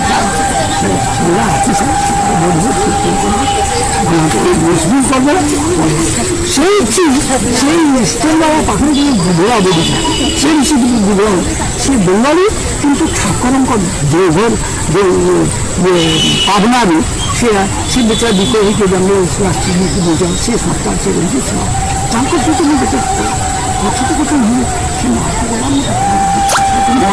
ଦୀକ୍ଷାରେ ଯେଉଁ ମର୍ମରେ ବି ଯେଉଁଟା ଆତ୍ମବିଶ୍ୱାସ ନାହିଁ ଏଇଟା ଠିକ୍ ମୋ ବାଟ ଦେଖି ସେ ବିଭ୍ରାନ୍ତ ହୋଇଥାଏ এটা রাজনীতি দল কি এটা আধ্যাত্মিক সেটা মানে চালিয়ে পরে আর্য হতো না ইয়ে মতো একটা চাকরি করছি বলে বুঝে দিয়েছি এটা সেটা করছি আর দিয়েছি মতো ইয়ে রাজনীতির পুরিয়া ধর্ম লাগে সব উন্নয়ন হয়ে যাবি সব ধর্মটা না পয়সা দিবি এমনি অন্য খরচ হয়ে যাবে ମୁଁ তো ଗୋଟେ ଅଭିଶାପ ହବ ଯାଇକି ବିଶ୍ୱାସ ଗ୍ରହ କରି ତାକୁ এটা কোন মশার কথা এটা সেই ଯେଉଁ ମଶା ଆପଣଙ୍କର ବହୁତ ନିଜ ପାଇଁ ସାରା ଓଡ଼ିଶା ବୁଲିଛି ରେକର୍ଡ ଥିବ ସବୁ ମୋ ପାଖରେ ଆମେ ଡେଟା ଏତେ ସବୁ ଡିଟେଲ ଧରି ଗଲି ମାନେ ଆମେ ସେ ଦୌଡ଼ି ଆସି ଦେଖ ମାନେ ସମସ୍ତେ ରାଜନୀତି କରୁଛୁ ନା ଗଣତା ନିଜେ ଆସି ଦେଖି ସବୁ ପଇସା দিয়েছে পড়ে আসি আর দুটো পাশে বাইরে ঘুরতে পড়েছে মোর বড় ভাই অনেক থেকে মাথাকে ছোট একটা কথা প্রচার করি মতো এইসব শরীর করে তা দিতে ছাড়বি না সেগুলো না দীক্ষিত কার দীক্ষিত না জীব জীবের সঙ্গে জীবজীবীর সঙ্গে তাহলে আপনি দীক্ষা নেওয়ার আপনাকে মনে দিতে পারছেন না কোন ছিল কোন না ভাই বলছিলাম কোনো না আমি যেটা দীক্ষা নিতে আমি তো ঝাড়া মারছি যাও যাও সে দীক্ষা নেই ওই কথাটি কহিলে ভাই সেটা আমার বড় আমি সমস্যা দিচ্ছে সেই সময় সেই আর কিছু করে উল্টা প্রভাব দিয়েছে মতো বহুত বয়স সে শনিবার সিଏ ପୁଣି ମୋର ଘର ଭିତରେ ପଶିଲେ ଏବଂ ସେ ଦୀକ୍ଷାରେ ମୋ ସାନ ଭାଇକୁ ନେଇକି ଭୌତକୁ ନେଇକି ସେ ସ୍ୱାମୀ ଚିନ୍ମୟାନନ୍ଦ ସହିତ ଦୀକ୍ଷିତ କଲେ ମୋର ବହୁତ ଆଗ୍ରହ ହେଲା ଗୀତାପ୍ରେସ ଗୋରଖପୁର ବହି ସେଠି ଗୋବିନ୍ଦପୁରରେ ଆସେ ମୋଠୁ ଆସିଲା ମୁଁ କଲ୍ୟାଣପୁରରେ ପଢ଼େ ସିଏ ବିଶ୍ରାମଙ୍କ ଗୋଟେ ଥାଏ ଏବଂ ସେମିତି ପାଠ ପଢ଼ିଲା ବେଳେ ମୋର ଗୋଟେ ପାରା ମରିଯାଇଛି ମୋ ସହିତ କବିଞ୍ଜା ହାଇସ୍କୁଲ ସେ ପାରା ମରିଲା ପରେ ମୋ ମନ ଭିତରେ ବହୁତ ଦୁଃଖ ଏଇଠି ସବୁ ସାଙ୍ଗରେ ମୋତେ ଚିଡ଼ାନ୍ତି କିନ୍ତୁ ଏବେ ପାରାଟା ସହ ମରିଗଲା ପାରାଟାର ଗୋଟେ ଗୁଣ ଅଛି ପୂର୍ବଜନ୍ମ କଥା ମନେ ରଖେ ସହ ମୁଁ ଜାଣିପାରିଥାନି କେଉଁ ଦୋଷରା ପୃଥିବୀ ମାରି ପାରଟା ଏମିତି ସବୁ ବିଷୟ ନୁହେଁ ସବୁ ସିଏ ଯେତେବେଳେ ଏସବୁ ଇଂରାଜୀ ଗୋଟେ ମଝିରେ କେତେବେଳେ ପଢ଼େ ସେଟା ଗୋଟେ ପୁନର୍ଜନ୍ମ ବିଶେଷାନ୍ତ 7-12 ପେଜ ମୁଁ ସାର୍ ଏ ମୋ ଜନ୍ମ ପୁନର୍ଜନ୍ମ ଜାଣିଲେ କିନ୍ତୁ କିଛି ଆରମ୍ଭ ତତ୍ତ୍ୱ ପାଇବା ଆରମ୍ଭ କରେ ସେଠି ଥାଏ ଏରকম ଯାଉଥାଏ ସକାଳ କିମ୍ବା ଯାଉଥାଏ ଦୀକ୍ଷା ନେଲା ପରେ ବି ସେ ମନ୍ଦିର ଯେମିତି କିଛି ହେଉଛି କିନ୍ତୁ ସତ୍ସଙ୍ଗ କରିକି ଆସିଥିଲି ମୋର ଲାଗିଲା ମଧୁ ମହାନ୍ତ ବୋଲି ଥାଏ ତ ସିଏ ତା କହିଲେ ଭାଇ ମୁଁ ସତ୍ସଙ୍ଗ କରିବି ଆସିବ ସାତଟା ଦିନ ଶୁଣା ତାର ଦିନ ମୋତେ ବହୁ ପୁଅ ଲାଗି ହଜାର କୀର୍ତ୍ତନ ସେଦିନ ତା ଘରେ ମୁଁ ପରୀକ୍ଷା পরোটা খাই গিয়েছিল পরীক্ষা দিয়ে সময় আমি 10 বারে শোই দিই পরীক্ষা তরকারি সমস্ত মাছ করতে নেই 7 দিন শুরু করেছি 8 দিন সকালে নেই রোদিন মন্দিরে যায় না এরকম বেড়াটা ঝাড় ফাড় সব পানিটা নদী আনতে সরছে পানিটা নদী আনতে সে তার আগুন যখন পূজা করে জানছি মোর যখন পূজা লেখা হয় কি আর সেদিন কে ছিল আমি কহিপারিনি কিন্তু পূজা হয়েছে সুন্দর ফুলের শিবଙ୍କୁ কে হয়েছে আর ଗୋଟେ ଟଙ୍କା କିଏ ବଡ଼ ଟଙ୍କା ସେ ନୂଆ ଆସେ ତ ବାହାରିଛି ମୁଁ ଡେଲି ମୁଁ ବି ସେଠି ମୋ ଇଷ୍ଟଭୂତି ହିସାବରେ ମୁଁ ଟଙ୍କାଟା ସେଠି ଅର୍ପଣ କରେ ସଂକଳ୍ପ କরি ସବୁ ମଣିଷ ସେ ଟଙ୍କାର ମୁଁ ଲାଗେ ଏବେ ସୁନ୍ଦର ନୂଆ ଟଙ୍କାଟା ଦିচ্ছি এই ଟଙ୍କାଟା ମୁଁ ଦେବେନି କି ନେଇ ଜାଣିଥିଲି আচ্ছা ତାକୁ ତୁ କେବେ ଟଙ୍କା ଦେଇ এটা আমি দেখি যে পানি আনছি রଖିলি সে পানিটাকে দিয়েছি মোটামুটি 60 টাকাটা আমি মনে হচ্ছে এরকম বিকার টাকা সেটা 8টা 8:30 মন্দিরের মধ্যে সকাল সকাল কেউ জানছি আমি সেই ছাত্রলীগের সামনে মন্দিরে বসে কারণ বসে ମାନେ ଟଙ୍କା କୁ ନେଇକି କାହିଁ ଏମିତି ବିକାର ଆସିଲା? ହଁ ଏ ଟଙ୍କାଟା ନୂଆ ଟଙ୍କାଟା ସେ କାହିଁ ମନକୁ ବିକାର ଆସିଲା ପ୍ରଭୁ ନ କହିଲେ ମୁଁ ଯିବିନି ସଂକେତ ଆସିଲି ତୁମେ ଯାଇକି କ'ଣ କର୍ମ କରିବି ମୁଁ ଖାଇବି କ'ଣ କିଛି ପ୍ରଶ୍ନ ରାସ୍ତା ଜିନିଷ ସେଇଟା ତ ତା ଦୋଷ ସେଇଟା ଖାଇନି କାଲି ସେ ଖାଇଥିଲି କାଲି ସେ ଘୋଷିତ କରିଥିଲି ତାହେଲେ ନିଶ୍ଚୟ କିଛି ମଳିଆ ପଇସାରେ ସେ ସକ୍ଷମତା କରିଛି। ଓହୋ ମାନେ ସେଇ ଯୋଉ ଖାଇଥିଲେ ସାଙ୍କ ଘରେ ସେଥିରେ କିଛି ଅପମିଶ୍ରଣ ଥିଲା ଭାଗବତ ଯେତେବେଳେ ମୁଁ ସେ ଖାଇ ଆସି ସାଙ୍ଗେ ସାଙ୍ଗେ ମାଠୁ ମାରି ଟିଫିନ୍ କଲି ପଳେଇ ଆସିଲି ତାଙ୍କ ଘରେ ଦିଦିରେ ଛୁଆ ବି ଥିଲେ ମୁଁ ସେଠୁ ଚକୋଲେଟ୍ ନେଲି 4-5ଟା ନେଲି ସିଧା ତେଣୁ କାଲି ସକ୍ଷମତା ବଢ଼ିଆ ହେଲା ମାନେ କ'ଣ ପୁରା ବାପା ଭୋଜିଲେ କହିছে ପଇସା ଆଣୁଛି ସେ ଯାଇକି କାଲି ମଙ୍ଗଳବାର ସେ ବୁଆ ଖେଳିକି ଜିନିଷକୁ ଆସିବ ଜୁଆ ଖେଳର ପଇସା ସେଥିରେ ବ୍ୟବହାର କରିଛନ୍ତି ସେଇଟା ମୋର ମନକୁ ବହୁତ ଆଚ୍ଛା ଭାରି ପ୍ରଭୁ ତାହେଲେ ଅନ୍ୟଟା ଏରକମ ଜିନିଷ ତାପରେ କ'ଣ କହିଲେ ତାପରେ ସେ ଡିପରେ ପଶିଲେ ସେ ଧ୍ୟାନ ଉପରେ ବୁଝିଲେ সেই যে ধ্যান উপরে পশিলে তার প্রায় 2 সপ্তাহ পরে তো সে ছিল 7 জন চক্ষু প্রবন্ধ সেটা আমার কীর্তনটা খুলে বদলাও রাখেছিলেন এমন ঘোড়া নিয়ে আসি কীর্তন করবেন রাখবে সারা নিজে করলে শিখে আপে হবো ভাবরে খুশি সব গোটা বিধবা বেধু থাকে নাইক যাচ্ছিল সে বেচারা গুহার ঘুরটার তার গাড়ি তো চড়ায় আর চৌকি সেটি খায় সে শুয়ে সে ডাক্তার দিনে চাল সে বসিবা এটা সেটি কীর্তন ভাবটা আসিলা মানে সে ভাব আমি কি করবি মানে সে ঘোড়াটার কিন্তু সুদর্শন চক্র আলোর স্বতন্ত্র সমস্ত দেখছিল বললা সে কি আনন্দ কি মাধুর্য তার কল্পনা করে সেই বিধবা বুড়িঙ্কর গুহার ঘরে সুদর্শন এটা কোউঠি এটা ইটামন্দি মানে যশোদপুর পাখে পাখে হ্যাঁ বুঝলেন না এটা কোন মশাইয়ের কথা এটা হব আপনার 1985-86 আচ্ছা বুঝলেন পাখাপাখি মানে মানে সে ঘটনাটাকে গোটে গোটে তর্জমা করলে বাহারিব ডেটটা সেটি সে আসলা পরে মোর তা উপরে কীর্তনটা আমার নাচুনি যাইছে এইরকম দিনে সে মন্দিরে যাইছে বুঝলেন না মন্দিরে যাও না ধ্যানস্থ বসছি ঘোড়া বলে গোটে পিলা ଅଛି মোর সাঙ্গ সচিতা তার পুଅ ସିଏ ଗାଧୋଇକି ଆସିକି ଘଣ୍ଟିଟା ଆଜ୍ଞା ଗାଧୋଇକି ଆସିଲି ସେ ମନ୍ଦିର ସାମ୍ନାରେ ଘଣ୍ଟିଟା ବେଲଟା ପିଲା ସେ ଭୋଳା ଅବ୍ଦୁ ପିଲାଟା ଥିଲା କିନ୍ତୁ ମୁଁ ସେତେବେଳେ ମୋର ସ୍ଥୂଳ ଶରୀର ସୂକ୍ଷ୍ମ ଶରୀର ଭିତରେ ଚେତନା ଅଲରେଡ଼ି ଯାଇସାରିଥିଲା ସୂକ୍ଷ୍ମ ଶରୀରଟା କ'ଣ ମୋର ଦେହରୁ ବାହାରି ସାରିଥିଲା ବାହାରିକି ମନେକର ଏଠି ମନ୍ଦିର ଭିତରେ ଏଠି ବସିଛି ଦୁଆରଟା ସେଠି ଅଛି ତ ଏଠି ତ ଯିବ ନା ସେ ସୂକ୍ଷ୍ମ ସେ ଦୁଆର ଯେଉଁ ଘଣ୍ଟିଟା ବାଜିଲା ସେ ଦୁଆର ଭିତରେ ସେ ଯେଉଁ ଛାଇଟା ମୋ ଯେଉଁ ସୂକ୍ଷ୍ମ ଶରୀର ଛାଇଟା ସେ ଫେରି ଆସିକି ମୋ ଦେହ ଭିତରେ ବହୁତ କଷ୍ଟ ହେଲା ଏତେ କଷ୍ଟ ଯେ ମୁକ୍ତି ଲୋକ ବୁଝିଲେ ସେଠି ଉଠିଲା ବେଳକୁ ତାପରେ ଯଦି ଧ୍ୟାନ ଭାଙ୍ଗିଲା ଆସିକି ଘରକୁ ପହଞ୍ଚିଲା ସେଠି ଏଠୁ କେତେ ବାଟ ମୋର ଘର ଏଇ ମନ୍ଦିର ପାଖରୁ ଆମର ସେ ଗେଟ୍ ଦେଇକି ଆସିଲି ମା ଥାନ୍ତି ବଡ଼ ବଡ଼ ଦେହଟା ତ ହରିଯିବା একদম হরিয়া পুরা হরিয়া আশেপাশে সেটা কি করা যায় হ্যাঁ না করে এটা জন্ডিসের সঙ্গে সঙ্গে তো ধরতে সে মেয়েগুলো করঞ্জিয়া হ্যাঁ যেসব করঞ্জানি করঞ্জিয়ার যে ডাক্তার আসলে চৌধুরী ମୋର এটা মনে ଅଛି ସେ କୋଲକାତାରୁ ପଞ୍ଜାବକୁ ଆସିଲେ କୋଲକାତାରେ ତାଙ୍କୁ କ'ଣଟା ନେଇଥିଲେ ଏବଂ ସେ ନୂଆ ପ୍ରଥମେ ଏପର୍ଯ୍ୟନ୍ତ ଯାଉଛି ସେ ବସ୍ରେ ଧାରା ହେଇ ବସିବ କଥାବାର୍ତ୍ତା ହେଲେ ବହୁତ କିଛି କରୁଛି ଇଏ ସେଗୁଡ଼ା ଆମେ କରିବେ କିନ୍ତୁ ଜାଣୁଛନ୍ତି ବସୁଛନ୍ତି ଯେ ପଞ୍ଜାବ ଏସବୁ ସାଙ୍ଗମାନେ ତାଙ୍କୁ ଦେଖା କଲେ ଆମର ସବୁ ରକମ ସୁବିଧା ହେଲେ ମୁଁ ଆଣିକି ଚାକିରି ସେଠି ଗଲେ ମୁଁ ଯେତେବେଳେ ସେଠି ପହଞ୍ଚିଲି তার কিছুদিন পরে সে তো বলতে চিনি জানি দিয়েছে শুনতে আমি কিন্তু সঙ্গে সঙ্গে মুখে হসপিটালে করলে স্পেশাল আনিছে মা শুধু দৌড়ি যাই পড়িয়েছি ঘোরা বেশি খেয়েছি ভালো আর সেটি দেখি হইয়া দেওয়াটা হচ্ছে শুরু করেছি খুঁজতে চলছে কিছু কম এরকম হচ্ছে এমনও কোনো মানুষ তবে ব্যান্ডেজ করে কেয়ার করি সেটা শুধু মা যোগী দেখি একদম দৃষ্টি এত হইয়া হয়েছে তুমি কিছু করে যা প্রভু তুমি মারিব মারিব তোমার কথাটা পাইছি আমার করে মা সেটি থাকি আসি ঘরକୁ ପଳେଇଲେ ମୁଁ ସେଠୁ ସେଇ ଡାକ୍ତରଖାନାରୁ ଉଠିକିରି ସେତେବେଳେ ଭୋର ସକାଳେ ଟାଟା ବସ୍ ଚାଲିଥାଏ ଛୋଟବେଳେ ବସିକି ସିଧା ପଳେଇ ଆସିଲା ଘରକୁ ବସିକି ଆଉ ପୁଣି ସେ ଢାଳ ପଡ଼ିଲା ମନ୍ଦିର ପୁଣି ସେ ଶିବ ମନ୍ଦିରକୁ ଗଲେ ପଡ଼ିଥିଲି ଭାଇ ଦେଖିଲେ ଯେ ଯାଇଛି ଯେ ତା ଡାକ୍ତର ସେତେବେଳେ ସେ ଆସି କିଛି କହିଲେନି ଆଉ ମା ତାପରେ ଦୌଡ଼ିବା ଚାଲି ସେ କହିଲେ କିନ୍ତୁ ଚାଲିବା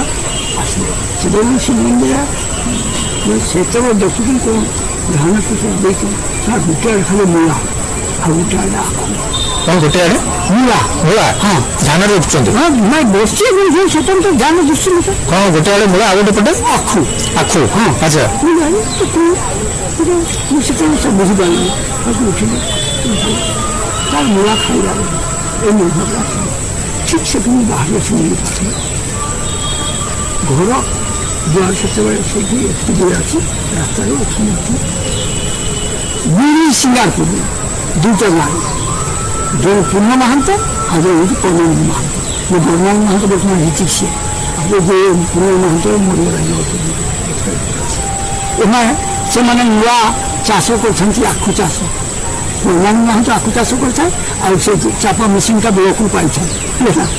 ସେଟାକୁ ସେ ଗୋଟେ ବ୍ୟବହାର ବସୁଛି ଢାଳି ଆଣିଛି ଆଖୁ ଗୋଟେ ଆଣିଛି ଆଉ ଇଆଡ଼େ ପୂର୍ଣ୍ଣ ମାହାନ୍ତ ତାର ବାଡ଼ିରେ ଆଖୁ ଚାଷ ମୂଳା ଚାଷ କରୁଛି ସେ ଆଣିଛି ବିକିବା ମାନେ ମୋର ପାଇଁ ଅଲଗା ଆଣିଛି ଆଗ ଦେବା ଗୁରୁ ଭାଇକୁ ଦେବା ତାପରେ ବିକତେ ବସିବା ମୋର ଭାଇ ସେଠି ବସୁଛି ସେ କ୍ରିଟିସାଇଜ୍ କରନ୍ତି ଯେ ଏଇଟା ସେଟା ବন্ধুরে কালে ওখানে গিয়ে বলে তাহলে এইটা সময় নিয়ে আপনি খাই আসি সেদিন আর কিছু এসে মূলা রস ওই যে মূলা চড়িকে পুরা ধুকে খাইনি আর রস কত আখু রস পিলে আসুন সকালে এইটা তো বেরিয়ে গেল নর্মাল সব ঠিক হয়ে গেল হাঁটু যেতে সামনে সে আরম্ভ যেতেବେଳେ ହେଲା ନିଜକୁ ତ ଆଉ ନିଜକୁ ନିଜେ ଡେଭୋଟ୍ করতে ଆରମ୍ଭ କଲି ମୁଁ ଏଇଟା ସବୁ ଘଟିବା ପୂର୍ବ ମୋତେ ହେଉଛି ଆସିଲି ତାପରେ ଭାଇ ଯେ ମୋର ବଡ଼ ଭାଇ ସେ କ୍ରିଟିସାଇଜ୍ କରୁଥିଲେ ଆଡ଼େ ସାଇଡ଼୍ ଯିବା ପାଇଁ ବୁଝିଲେ ନା ଆଡ଼େ ସାଇଡ଼୍ ଯିବା ପାଇଁ ସିଏ ସଂଯୋଗ ସେବା ଆରମ୍ଭ କଲେ ଦିନେ କିଛି ହେଇଛି ନା ମୁଁ ମଙ୍ଗଳବାର ଥାଏ ମୁଁ ସେତେବେଳକୁ ସାଇକେଲ ଧରିକି ପଡ଼ି ସତ୍ସଙ୍ଗ করতে কোনটি ନୂଆ ଗାଁ ଟଙ୍ଗା ବେଲା ଏକୁଟିଆ ରାତି ଫେରିଲି ଗୋଟେ ବେଳେ ଫେରୁଥିବା ବେଳେ ସେ ଟଙ୍ଗା ମୂଳା ଛକ ପାଖରେ ଷଣ୍ଢଟା ଗୋଟେ ବସିଥାଏ ଜହ୍ନ ରାତି ଥାଏ ମୁଁ ସାଇକେଲ ହ୍ୟାଣ୍ଡେଲଟା କାଟିଦେଲା ବେଳକୁ ସେ ଷଣ୍ଢଟା ଉପରେ ସାଇକେଲଟା ମୋର ପଡ଼ିକି ମୁଁ ଚିମିଚି ଚଢ଼ିକି ପଡ଼ିଲି ସିଆଡ଼େ ରାତି ସେତେବେଳକୁ ସେତେବେଳକୁ ସିଏ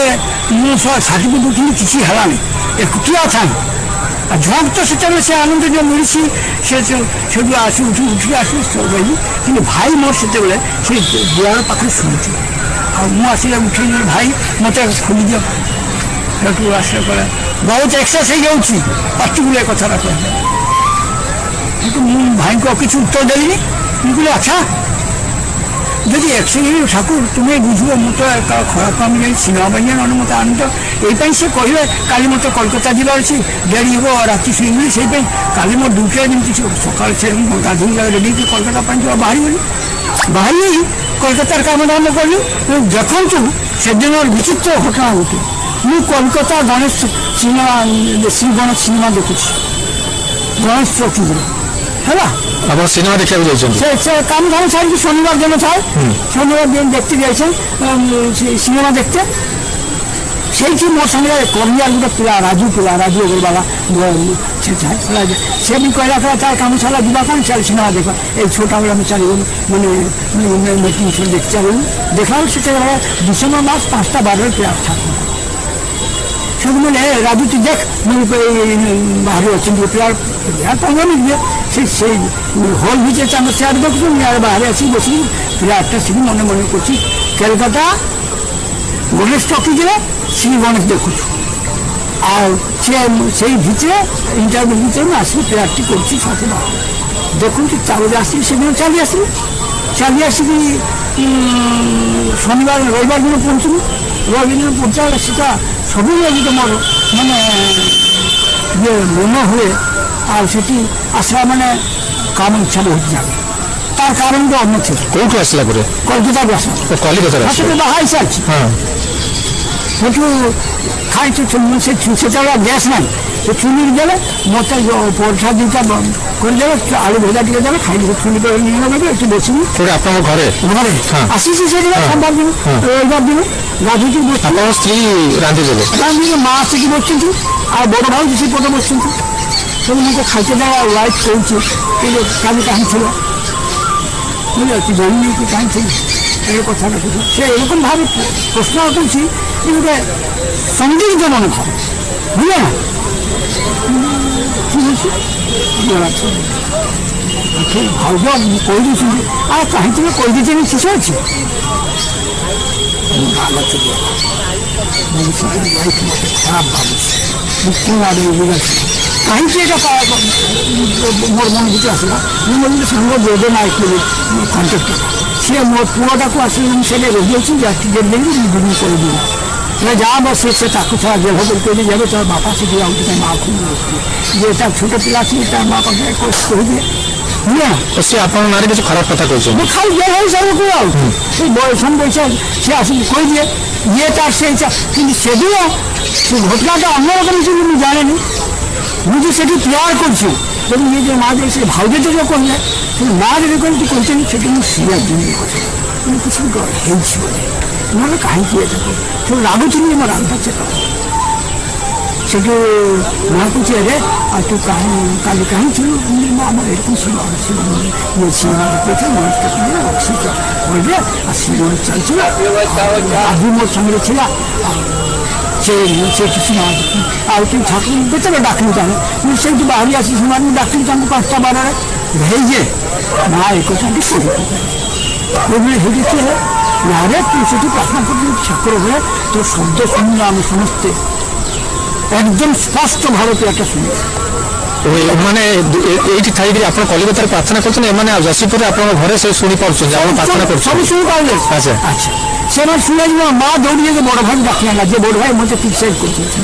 বুঝলে সে ডাকি আনলা যেটা সে বি আসেনি সেটা ছেড়ে আলে নিচে ওকে ছাড়ে যে কহিলা মোর ডাক্তারগুলা ভাবরে ঘুরে বুঝলে এখন করে আছে রাখতে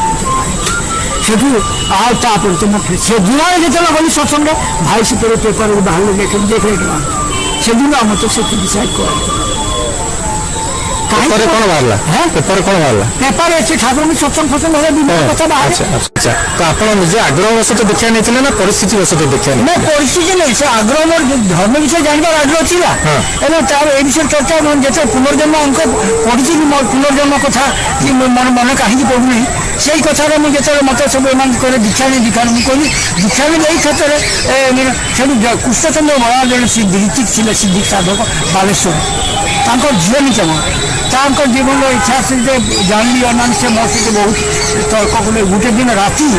ସିଏ ତାଙ୍କର ସବୁ ରାତି ବିତିଗଲା তাহলে এরকম করলে সব গুটে পরে গুটে যুক্তি বাঁধে চারটি বস্তু চাললা সে ভোর 3টা হয়ে যাবে সেগুলো আচ্ছা হোক দিনাজপুর আচ্ছা হোক যাଉଛି থাক সে ঘর পরে আসা ବେଳେ সে পুকুরি গুলা গোটে থাই সে পুকুরি গুলা গোটে বড় গছ ଆପଣ ମୋତେ କହୁଥିଲେ ଯେ 1968 ମସିହା ପ୍ରାୟ ସେତେବେଳକୁ ଆପଣଙ୍କର ଦୀକ୍ଷା ହେଇଥିଲା ତ ଆପଣ ଦୀକ୍ଷା ସମୟରେ ଋତିକ ସହିତ ଗୋଟେ ସର୍ଚ୍ଚ କରିଥିଲେ ସେଠି 78 3 ବର୍ଷ ମୋର ଝିଅ ସେ ସାନ ଝିଅ ଜନ୍ମ 3 ବର୍ଷ ଆଗରୁ ତ 1978 ପାଖାପାଖି ଆପଣଙ୍କ ଦୀକ୍ଷା ହେଇଥିଲା ତ ଆପଣ ସେତେବେଳେ ଋତିକଙ୍କ ସହିତ ଗୋଟେ ସର୍ଚ୍ଚ କରିଥିଲେ ହଁ କ'ଣ ସର୍ଚ୍ଚ କରିଥିଲେ ମୁଁ ସେୟା କହୁଥିଲି ଦେଖନ୍ତୁ ଏଇଟା ମୁଁ ତାଙ୍କୁ କହିଥିଲି ପୁନର୍ଜନ୍ମ ଜାଣିପାରିବି କେବଳ ହଁ ନିଶ୍ଚୟ ଜାଣିପାରୁଛି ତାପରେ ପୁନର୍ଜନ୍ମ ଜାଣିବା ପାଇଁ ବହୁତ ଆଗ୍ରହୀ ଥିଲେ ତ ସେଇଟା ହିଁ ଆପଣଙ୍କୁ ମାନେ ଉତ୍ସାହିତ କଲା ଆପଣ ଦୀକ୍ଷା ନେଲେ କାଳେ ପୁନର୍ଜନ୍ମ କଥା ଜାଣିପାରିବେ ହଁ ନାଇଁ ସାର୍ ମୁଁ ପଢ଼ୁଥିଲି ବହି ଭିତରେ ଯେତେ ସମାଧାନଟା ଯେମିତି ଥିଲା ମୋତେ ତାର ଗୋଟେ ପୁରସ୍କାର ମିଳିନଥିଲା ତେଣୁ ସେଇଟାକୁ ମୁଁ ତାଙ୍କୁ ପ୍ରଶ୍ନ କଲି ସେତେବେଳେ ସିଏ ଯେତେବେଳେ କହିଲା ପୁନର୍ଜନ୍ମ ବିଶେଷାଙ୍କ କଲ୍ୟାଣ ପଢ଼ି ଯେତେବେଳେ ଶାସ୍ତ୍ର ବାହାର କରି ସାରିଲି ତ ସେଦିନ କିଛି ରସ ମିଳିଲାନି ଆଉ ଏଇଟା ପଢ଼ିବାର କାରଣ କନ୍ୟାରେ ମୁଁ ପଢ଼ିକି ଯାଉଛି ହସ୍ପିଟାଲ ପାଖରେ ବଢ଼ିବ ସକାଳ ମାର୍ଚ୍ଚ ମାସ କିନ୍ତୁ ପାରଦ ମୋ ସାଇକେଲ ଆସିକିରି ବଢ଼ିବ ବେଳେ ସବୁ ଦୁଃଖ ପାଇଁ କ୍ଲାସ୍ରେ ପଢ଼ୁଥାଏ ମୋତେ ପଢ଼ୁଥାଏ ସେ ବିଜୟ ନାୟକ ବୋଲି ଗୋଟେ ଆମ ସାଙ୍ଗ ଆଉ ସେ ଯେଉଁ ଅଜିତ ଯାଦବ ଏବେ ଆପଣଙ୍କର ଆକ୍ଟର ସିଏ ସବୁ ଥିଲେ ମାନେ ସେମାନେ ମୋ ବହୁତ ଚିନ୍ତିତ ଥାଏ ସେମାନେ ସେଦିନ ମୋର ମନ ଦୁଃଖ ଶିଶୁ କବି ମାଷ୍ଟର ଥିଲେ ମ୍ୟାଥମେଟିକ୍ସ ଟିଚର ତ ସେଦିନ ସିଏ ଆମକୁ ଦିନ ଦେଲା ପଢ଼ା ସେଠୁ କହିଲେ ମନ ଦୁଃଖ ଜମ୍ପ କରିଗଲେ মাঠে গেলে সমস্ত দেখতে যাওয়া এখানে হচ্ছিল বলি তুমি বলে স্যার নিয়ে হয়েছিল এরকম ভালো মতো ছিলা করে একটু বলে কাহিনী করছিল তুমি স্যার এরকম হচ্ছিল পাড়াটা মনে গেছিল সকালে আসলে সেটি বলা যায় মনটা আসলে না সব পাড়াটা মহিলা পাড়াটা তো পূর্বজন্ম ইতিহাস বোঝায় সোমনাথ মন্দিরে এরকম পাড়াটা আসছে সেটি পুরো আগ্রহ সেভাবে জানি পূর্বজন্ম ইতিহাস সেটা জানে সেটা জানে তো ଆପଣ ଯୋଉ ଏଇ ଆଗ୍ରହ ବର୍ଷରେ ଯୋଉ ଦୀକ୍ଷା ନେଇଥିଲେ ଆପଣ ଆଜି ପର୍ଯ୍ୟନ୍ତ ଏତେ ବର୍ଷ ହେଇଗଲା ଆପଣ ତା ଭିତରେ ଏଇ ଦୀକ୍ଷା ଦ୍ୱାରା ଆପଣ ପ୍ରକୃତ ପୂର୍ବଜନ୍ମ ରହସ୍ୟ ଜାଣିବା ପାଇଁ ସାହାଯ୍ୟ କଲା କି ତ ସେଇ ରହସ୍ୟ ଆପଣଙ୍କ ସାମ୍ନାରେ ଖୋଲି ଯାଇଛି ବହୁତ କିଛି ଖୋଲି ଯାଇଛି কিন্তু সে খুলিকি সে রহস্য ভিতরে ঘাঁটি রইলে তার আত্মু যায় হবে নেগেটিভ তেমনি ମୁଁ ଖାଲି ସେଇ ଜାଗାରେ ନେଇଥିଲି ଯେ ମୁଁ ବିଗତ ଜନ୍ମ କ'ଣ ଭୁଲ କରିଥିଲି ମୋତେ ଏ ପରିସ୍ଥିତି ଜନ୍ମ ନେଇଛି ସେଟା ଜାଣିହେଲା ବହୁତ କିଛି ଜାଣିହେଲା ବହୁତ କିଛି ଇଏସ୍ କରିଛି ତ ଆପଣ ସେଥିରେ ବ୍ୟକ୍ତିଗତ ସହିତ କ'ଣ ସର୍ଚ୍ଚ କରିଥିଲେ ମୁଁ ଏଇ ସର୍ଚ୍ଚ କରିଥିଲି ମୁଁ ଦେଖନ୍ତୁ ଆପଣ କହୁଛନ୍ତି ଦୀକ୍ଷା ନେବା ପାଇଁ ଆଉ ଯଦି ମୁଁ ନ ଯାଏ ମୁଁ এটা তাহলে ମୁଁ এটা କିଛି ফটো ফটো কিছু মানুষ ଆପଣ রাজি তো না ঠিক আছে এই সমাজ করো নীতি তার মতো না তারপরে আমার 6 ମାସ ଭିତରେ ଆପଣ ଉପକାର ପାଇଲେ ଆଚ୍ଛା ଆପଣ ଆଉ ଗୋଟେ କ'ଣ ସର୍ଚ୍ଚ କରିଥିଲେ ଯେ ଆପଣ କେବେ ଋତିକ ହେବେ ନାହିଁ କେବେ ଦୀକ୍ଷା ଦେବେ আমি সেটা କହିଥିଲି ମୁଁ ସେଇଥିପାଇଁ କହିଲି ନା ମୁଁ ନ ହୁଏ ଆଉ ଯଦି ହେଲା ପରେ ମୁଁ ଭାଇ ବ୍ରାହ୍ମଣ ଲୋକ ନାହିଁ ବ୍ରାହ୍ମଣମାନଙ୍କର କାମ ଆମେ କିଛି କରିବା ଆମେ ବ୍ରାହ୍ମଣ କାମ କରିବା ବୈଶାଖ ରହୁଛି ମୋର ଧ୍ୱଂସ ହେଇଯିବ ମୁଁ ଯେ ଏଇ ହେବିନି ତାହେଲେ ଆପଣ ଦୀକ୍ଷା ନେବେ ହେଲା ସାର୍ ଠିକ୍ ଅଛି এই রাজনীতি সেটা ଆଜି ପର୍ଯ୍ୟନ୍ତ ଆପଣ ଋତିକ ହେବେ ନାହିଁ ଚେଷ୍ଟା କେବେ କରିବେ না ମୁଁ চেষ্টা করবো ଆପଣ ସେ ଅନୁକୂଳ ଚନ୍ଦ୍ର ଦୀକ୍ଷା ନେଲା ପରେ ଆପଣ ସବୁଠାରୁ ମହାଘ ଅନୁଭୂତି କ'ଣ ହେଇଛି এরে বাবা সে তো আপনি থোড়া করবি সেই কাহিনী পড়দিন পড়িনি হ্যাঁ আও দিনে সেরকম আমার ভোর সকালে হোলি পর্ব দিন আমরা সেদিনে শুধু প্রথম দেশপুরে একটা আমরা দুজনে খুব হোলি পর্ব খেয়েছিলি বলি সেটি ঘর ভরা নেই রয়েছিল 11 টাকা মাসে বাড়িকেও ঘরে সেদিন আসলে 11 কোটিকে যাইছিলে দেশপুর বাজারটা বুঝে সে ঘরে রয়েছি সকাল 11টার ভিতরে সেটা আমি ছিল সে কুড়ে কীর্তন জয়রাজি কীর্তন হওয়া হয়েছিল প্রায় সেটি 5 মিনিট কাল সুদর্শন চক্র কিন্তু দুনিয়া একদম আলো ছোটা সে ঋণকারে ভুল যা সমস্ত অনুভব করেছে সমস্ত দেখতে পাবে সেটি সমস্ত অনুভব করে একদম দেখিপারে মানে শুধুমাত্র সে অনুভবটা বহু খুশি এটা কোন সময়ের কথা এটা হব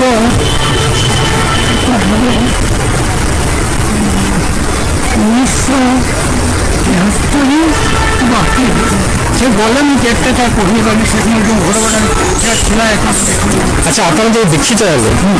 ଆପଣଙ୍କର ଦୀକ୍ଷାର ଆପଣ ବୈବାହିକ ଜୀବନରେ ଦାମ୍ପତ୍ୟ ଜୀବନରେ কি প্রভাব পড়লা প্রভাব তো দাম্পত্য জীবনে প্রভাব পড়ে মানে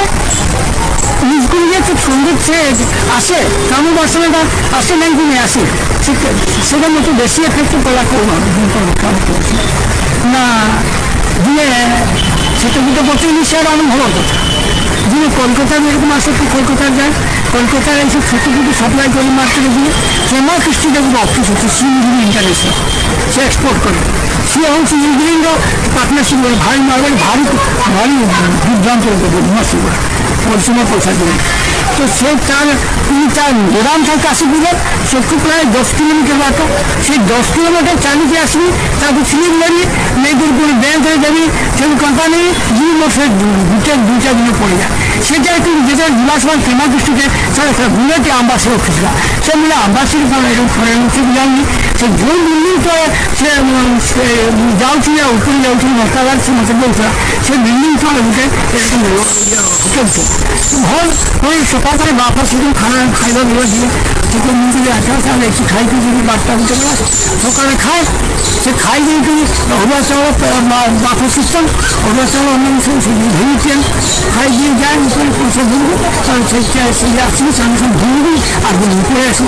আসা আমি 4টা 5টা বাজলে মানে 5টার সময় ঘরে পৌঁছে খাই দিয়ে আর সন্ধ্যা হবো করে আয়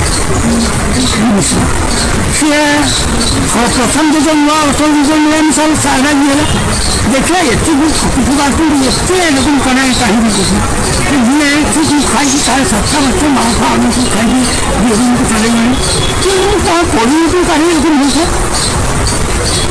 কথাটি মনে ଯାହା ଏତେ ଥର କଲିକତାରେ ଆସୁଛନ୍ତି ଏମିତି କାହିଁ ହେଉଛି? ହଁ ସିଏ ବଚାସିରୁ ସେ କାଢ଼ି ଦେହଟା ଦେଖିଲା ଶୁଣ ତୁ ତ ଝିଅ ଟିକେ କ'ଣ ଅଛି ସେ କଥାଟି ମୋତେ ଟିକେ କହିଲା ଭଳି ମୋ ମନକୁ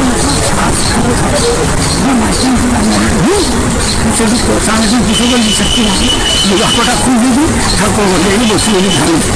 ମୁଁ ଠାକୁର ୟାର କାରଣ ନାହିଁ ବିଚାରେ ମୁଁ ଆଣିଥିଲି वाइट तार मन को एक कथा कहूँ कि मोर एक्शन का कुछ देखुची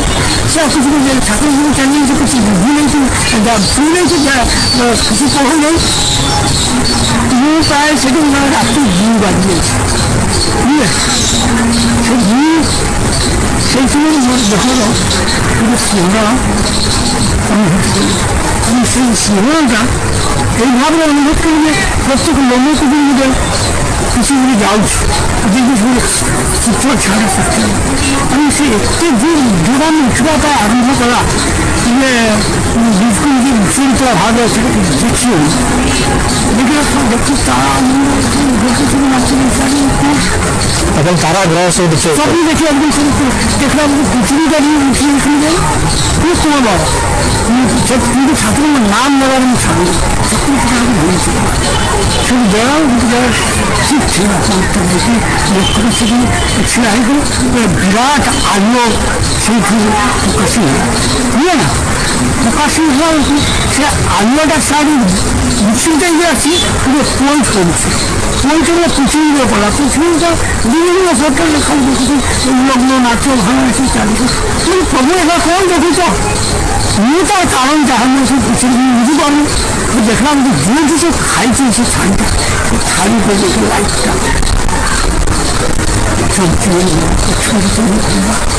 ସେଠୁ ଆସିଲା ଦେବି ଆସିଲା ଯେତେବେଳେ ସେଠି ଆସିକି ଯାଇକି ଶୁଣି ସେଠି ଗୋଟେ ହ୍ୱାଇଟ୍ ଚେୟାର ବସିଛି ଆସିବ ନାଇଁ ନାଇଁ ନାଇଁ ମନ ଦୁଃଖ ଲାଗୁନି ନାଇଁ ମନ ଦୁଃଖ ନାହିଁ ଆଉ ଆସିବୁ କାଲି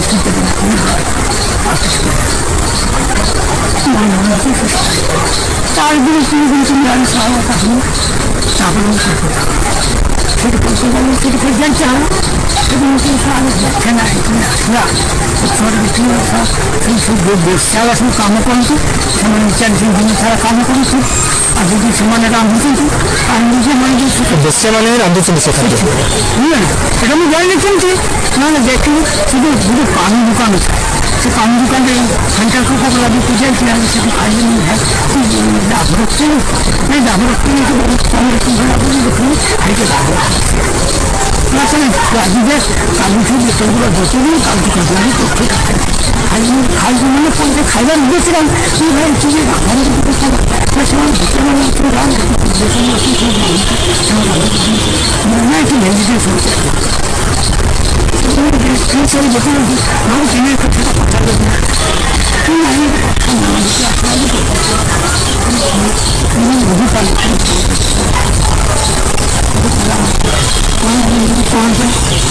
যাওয়া দেখছিল দেখি আসলে দেখি সব আমার সব মানে হাত বিচার সমস্যা কাম করে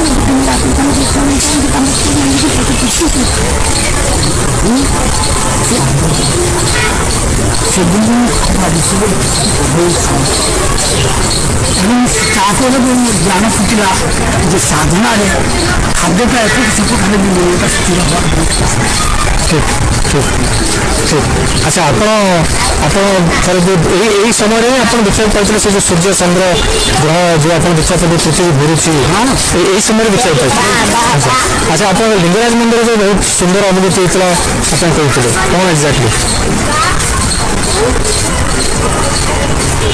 କଥା ଏଇଟା ଆପଣଙ୍କ ନାତି ନାତୁଣୀଙ୍କ ପାଇଁ ପରବର୍ତ୍ତୀ ପିଢ଼ି ପାଇଁ ଏଇ କଥାଟା ସେମାନେ ଶୁଣିପାରିବେ ଜାଣିପାରିବେ ନାଇଁ ଠିକ୍ ଅଛି ଆପଣଙ୍କ ସଂକୋଚ ହେଉଛି କୁହନ୍ତୁନି ମୁଁ ବାଧ୍ୟ କରିବି କଥା ମୋଟାମୋଟି କରୁଛି ଯେତେବେଳେ କହିଲେ ଲିଙ୍ଗରାଜ ମନ୍ଦିର ଗୋଟେ ଆସି ପ୍ରଥମ ପ୍ରଣାମ କରିଗଲେ ଶିବଙ୍କୁ ଦେବୀ ଘରେ ବି ପୂଜା କରେ ଏଠି ଯେତେବେଳେ ଥରେ ବୁଲିକି ୟାର ଇତିହାସଟା କ'ଣ ସେମାନେ ସେଠୁ ଲିଙ୍ଗରାଜ ମନ୍ଦିର ଭୁବନେଶ୍ୱରରେ ଏଠି ଗୋଟେ ତା ଇତିହାସ ପାଇଲେ ସେଠି ଦେଖି ମାନେ ବିଷ୍ଣୁଙ୍କର ବି ଏଠି ପୂଜା ହେଉଛି ହର ହରିହର ଉପାସନା এটা রজার রাজা পরিবর্তন রাজা ହିଁ করে সেইটি মূল এইটা তো সংশয় এটা তো মনুষ্য বহু করে শিবଙ୍କୁ বলে সে বৈষ্ণববালা ଶାକ୍ତବାଲା ବୈଷ୍ଣବଙ୍କୁ କମ ସମାଲୋଚନା ସେଟା এটা ତ ଶିବଙ୍କ ପାଖରେ ବେଲପତ୍ର ଆଙ୍କ ପାଖରେ ବିଷ୍ଣୁଙ୍କ ପାଖରେ ତୁଳସୀ ପତ୍ର ତେଣୁ ଭିନ୍ନ ଭିନ୍ନ ଧାରା ମୁଁ ଏଇଠି ସୃଷ୍ଟି ହେଉଛି ଲୋକଙ୍କ ସାମ୍ନାରେ ନା ୟାର ତତ୍ତ୍ୱ କ'ଣ ରହୁଛି ସେଠି ଯେତେବେଳେ ସୂଚନା ନାହିଁ ସେ ଜ୍ଞାନ ମିଳିବା তার ভিতরে সমাধান মিললা এবং সেইটি যেতেବେଳେ କହିଲେ ସେଇଠୁ ଶିବ ମନ୍ଦିର ମୋର ପୂଜା ପ୍ରଶସ୍ତ ଅଲଗା କରିଦେଲେ ନିଶ୍ଚିତ এবং ତାପରେ ତାର ବିଜ ମନ୍ତ୍ରକୁ ଧରି ମାଙ୍କ ଶକ୍ତି ଉପାସନା କଲାବେଳକୁ ତାପରେ ଦିନେ ଛାస్తే ଏଠି ଫେରି ସେଠି ଦିନେ କଲି ପୂଜାଟି କରିକି ଉଠିଛି আমি ଦିନକୁ ବସେଇଲା ବସେଇଥିଲି ସେଦିନ ହଠାତ୍ ଏଠି କେହି ନାହାନ୍ତି ହଠାତ୍ ଗୋଟେ ମାନେ ତାଙ୍କର ରୂପଟା ହେଉଛି ଅଧା ନୀଳ ରଙ୍ଗ ଅଧା ପାଉଁଶମଳା ହେଲା ମାନେ ଅତି ବିଚିତ୍ର ଲାଗେ ସେ ହରିହର ଯେଉଁ କୃଷ୍ଣଙ୍କର ଇଏ ହଁ ମୁଁ ସେଟା ଚାହୁଁଛି ହେଇଯିବ ହେଲେ ବାବୁ ଟିକେ ଅନୁଭବ ଆପଣ କୋଉଠି ବସିଥିଲେ ସେତେବେଳେ ସେଇ ମନ୍ଦିର ସାମ୍ନାରେ ଯୁଆଡ଼େ ସେ ବସିଥିଲେ ମନ୍ଦିର ସାମ୍ନାରେ ଆପଣ ବସିଛନ୍ତି ହଁ ସେ ଆସି ଗେଟ୍ଟା ବନ୍ଦ ହେଇଗଲା ତାପରେ ଆସି ସେ ଦୀପ ଧୀରେ ଦିଅନ୍ତି ସେ ଭିତରେ ମାନେ ବେଢ଼ା ଭିତରେ ଭିତରେ ନା ସେଠି ସେ ବସିକି ବାବା ଟିକେ ଅନୁଭବ ଖାଇବା ଚାହିଁଲା ମନେ ଟିକେ ବିନୋଦ ହେଇଗଲା ହାତରେ ସେ ବେଲ ମିଳିଲ ଖାଇଛି ତାପରେ ଦେଖୁଛି ଆମ ଅନ୍ୟ କେହି ଦେଖିପାରୁନାହାନ୍ତି ସେଟା ମୁଁ ସେଟା କେମିତି ଜାଣିବି ମୁଁ ତ ସେଠି ଏତେ ଭିଡ଼ 4-5 ଜଣ ସେଠି ହୁଏ ସେଇଟା ମୋ ପାଖରେ ପ୍ରଭୁ ଆପଣଙ୍କ ଭିତରେ ଯେଉଁ ମାନେ ଗୋଟେ ସନ୍ଦେହ ଥିଲା ଯେ ପ୍ରକୃତରେ କ'ଣ ହରିହର ଉପାସନା ସମ୍ଭବ ପ୍ରକୃତରେ କ'ଣ ଏକା ଘରରେ ସେମାନେ ମିଳିତ ହେଉଛନ୍ତି ବ୍ରହ୍ମର ନିରାକାର ରୂପ ତାଙ୍କର ସତ୍ୟରେ ସମାନ ଅଛି ଶିବ ରାମଙ୍କୁ ଭଜୁଛି ରାମ ଶିବଙ୍କୁ ଭଜୁଛି ସେ ହେଉଛି ପ୍ରକୃତି ତତ୍ତ୍ୱ ତ ବହୁତ ଉପରେ ବର୍ତ୍ତମାନ ଆପଣ ଜୀବନରେ ଯେଉଁ ମୂଳରେ ପହଞ୍ଚିଛନ୍ତି ଆପଣ ବହୁତ ସଂଘର୍ଷ କରିଛନ୍ତି ବହୁତ ମାନେ ଆକ୍ରମଣର ଶିକାର ହେଇଛନ୍ତି ବହୁତ ଲାଞ୍ଛନାର ଶିକାର ହେଇଛନ୍ତି ଏଣେ ଆପଣ ସୌଭାଗ୍ୟବଶତଃ ଆପଣ ଆଧ୍ୟାତ୍ମିକ ମାର୍ଗରେ ଆପଣ ସ୍ୱତଃ ପ୍ରବୃତ୍ତ ହେଇକରି ଅନେକ ଅନୁଭୂତି ମଧ୍ୟ ପାଇଛନ୍ତି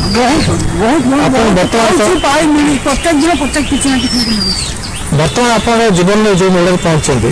ଏବେ ଆପଣଙ୍କୁ କ'ଣ ଲାଗୁଛି ଆପଣଙ୍କର ଆଧ୍ୟାତ୍ମିକ ଜୀବନଟା ଆପଣଙ୍କ ପାଇଁ ବର୍ତ୍ତମାନ ବଡ଼ ହୋଇ ଉଠିଛି ନା ସେଇ ସାଂସାରିକ ଜୀବନଟା ହିଁ ଆଧ୍ୟାତ୍ମିକ ଜୀବନଟା ବଡ଼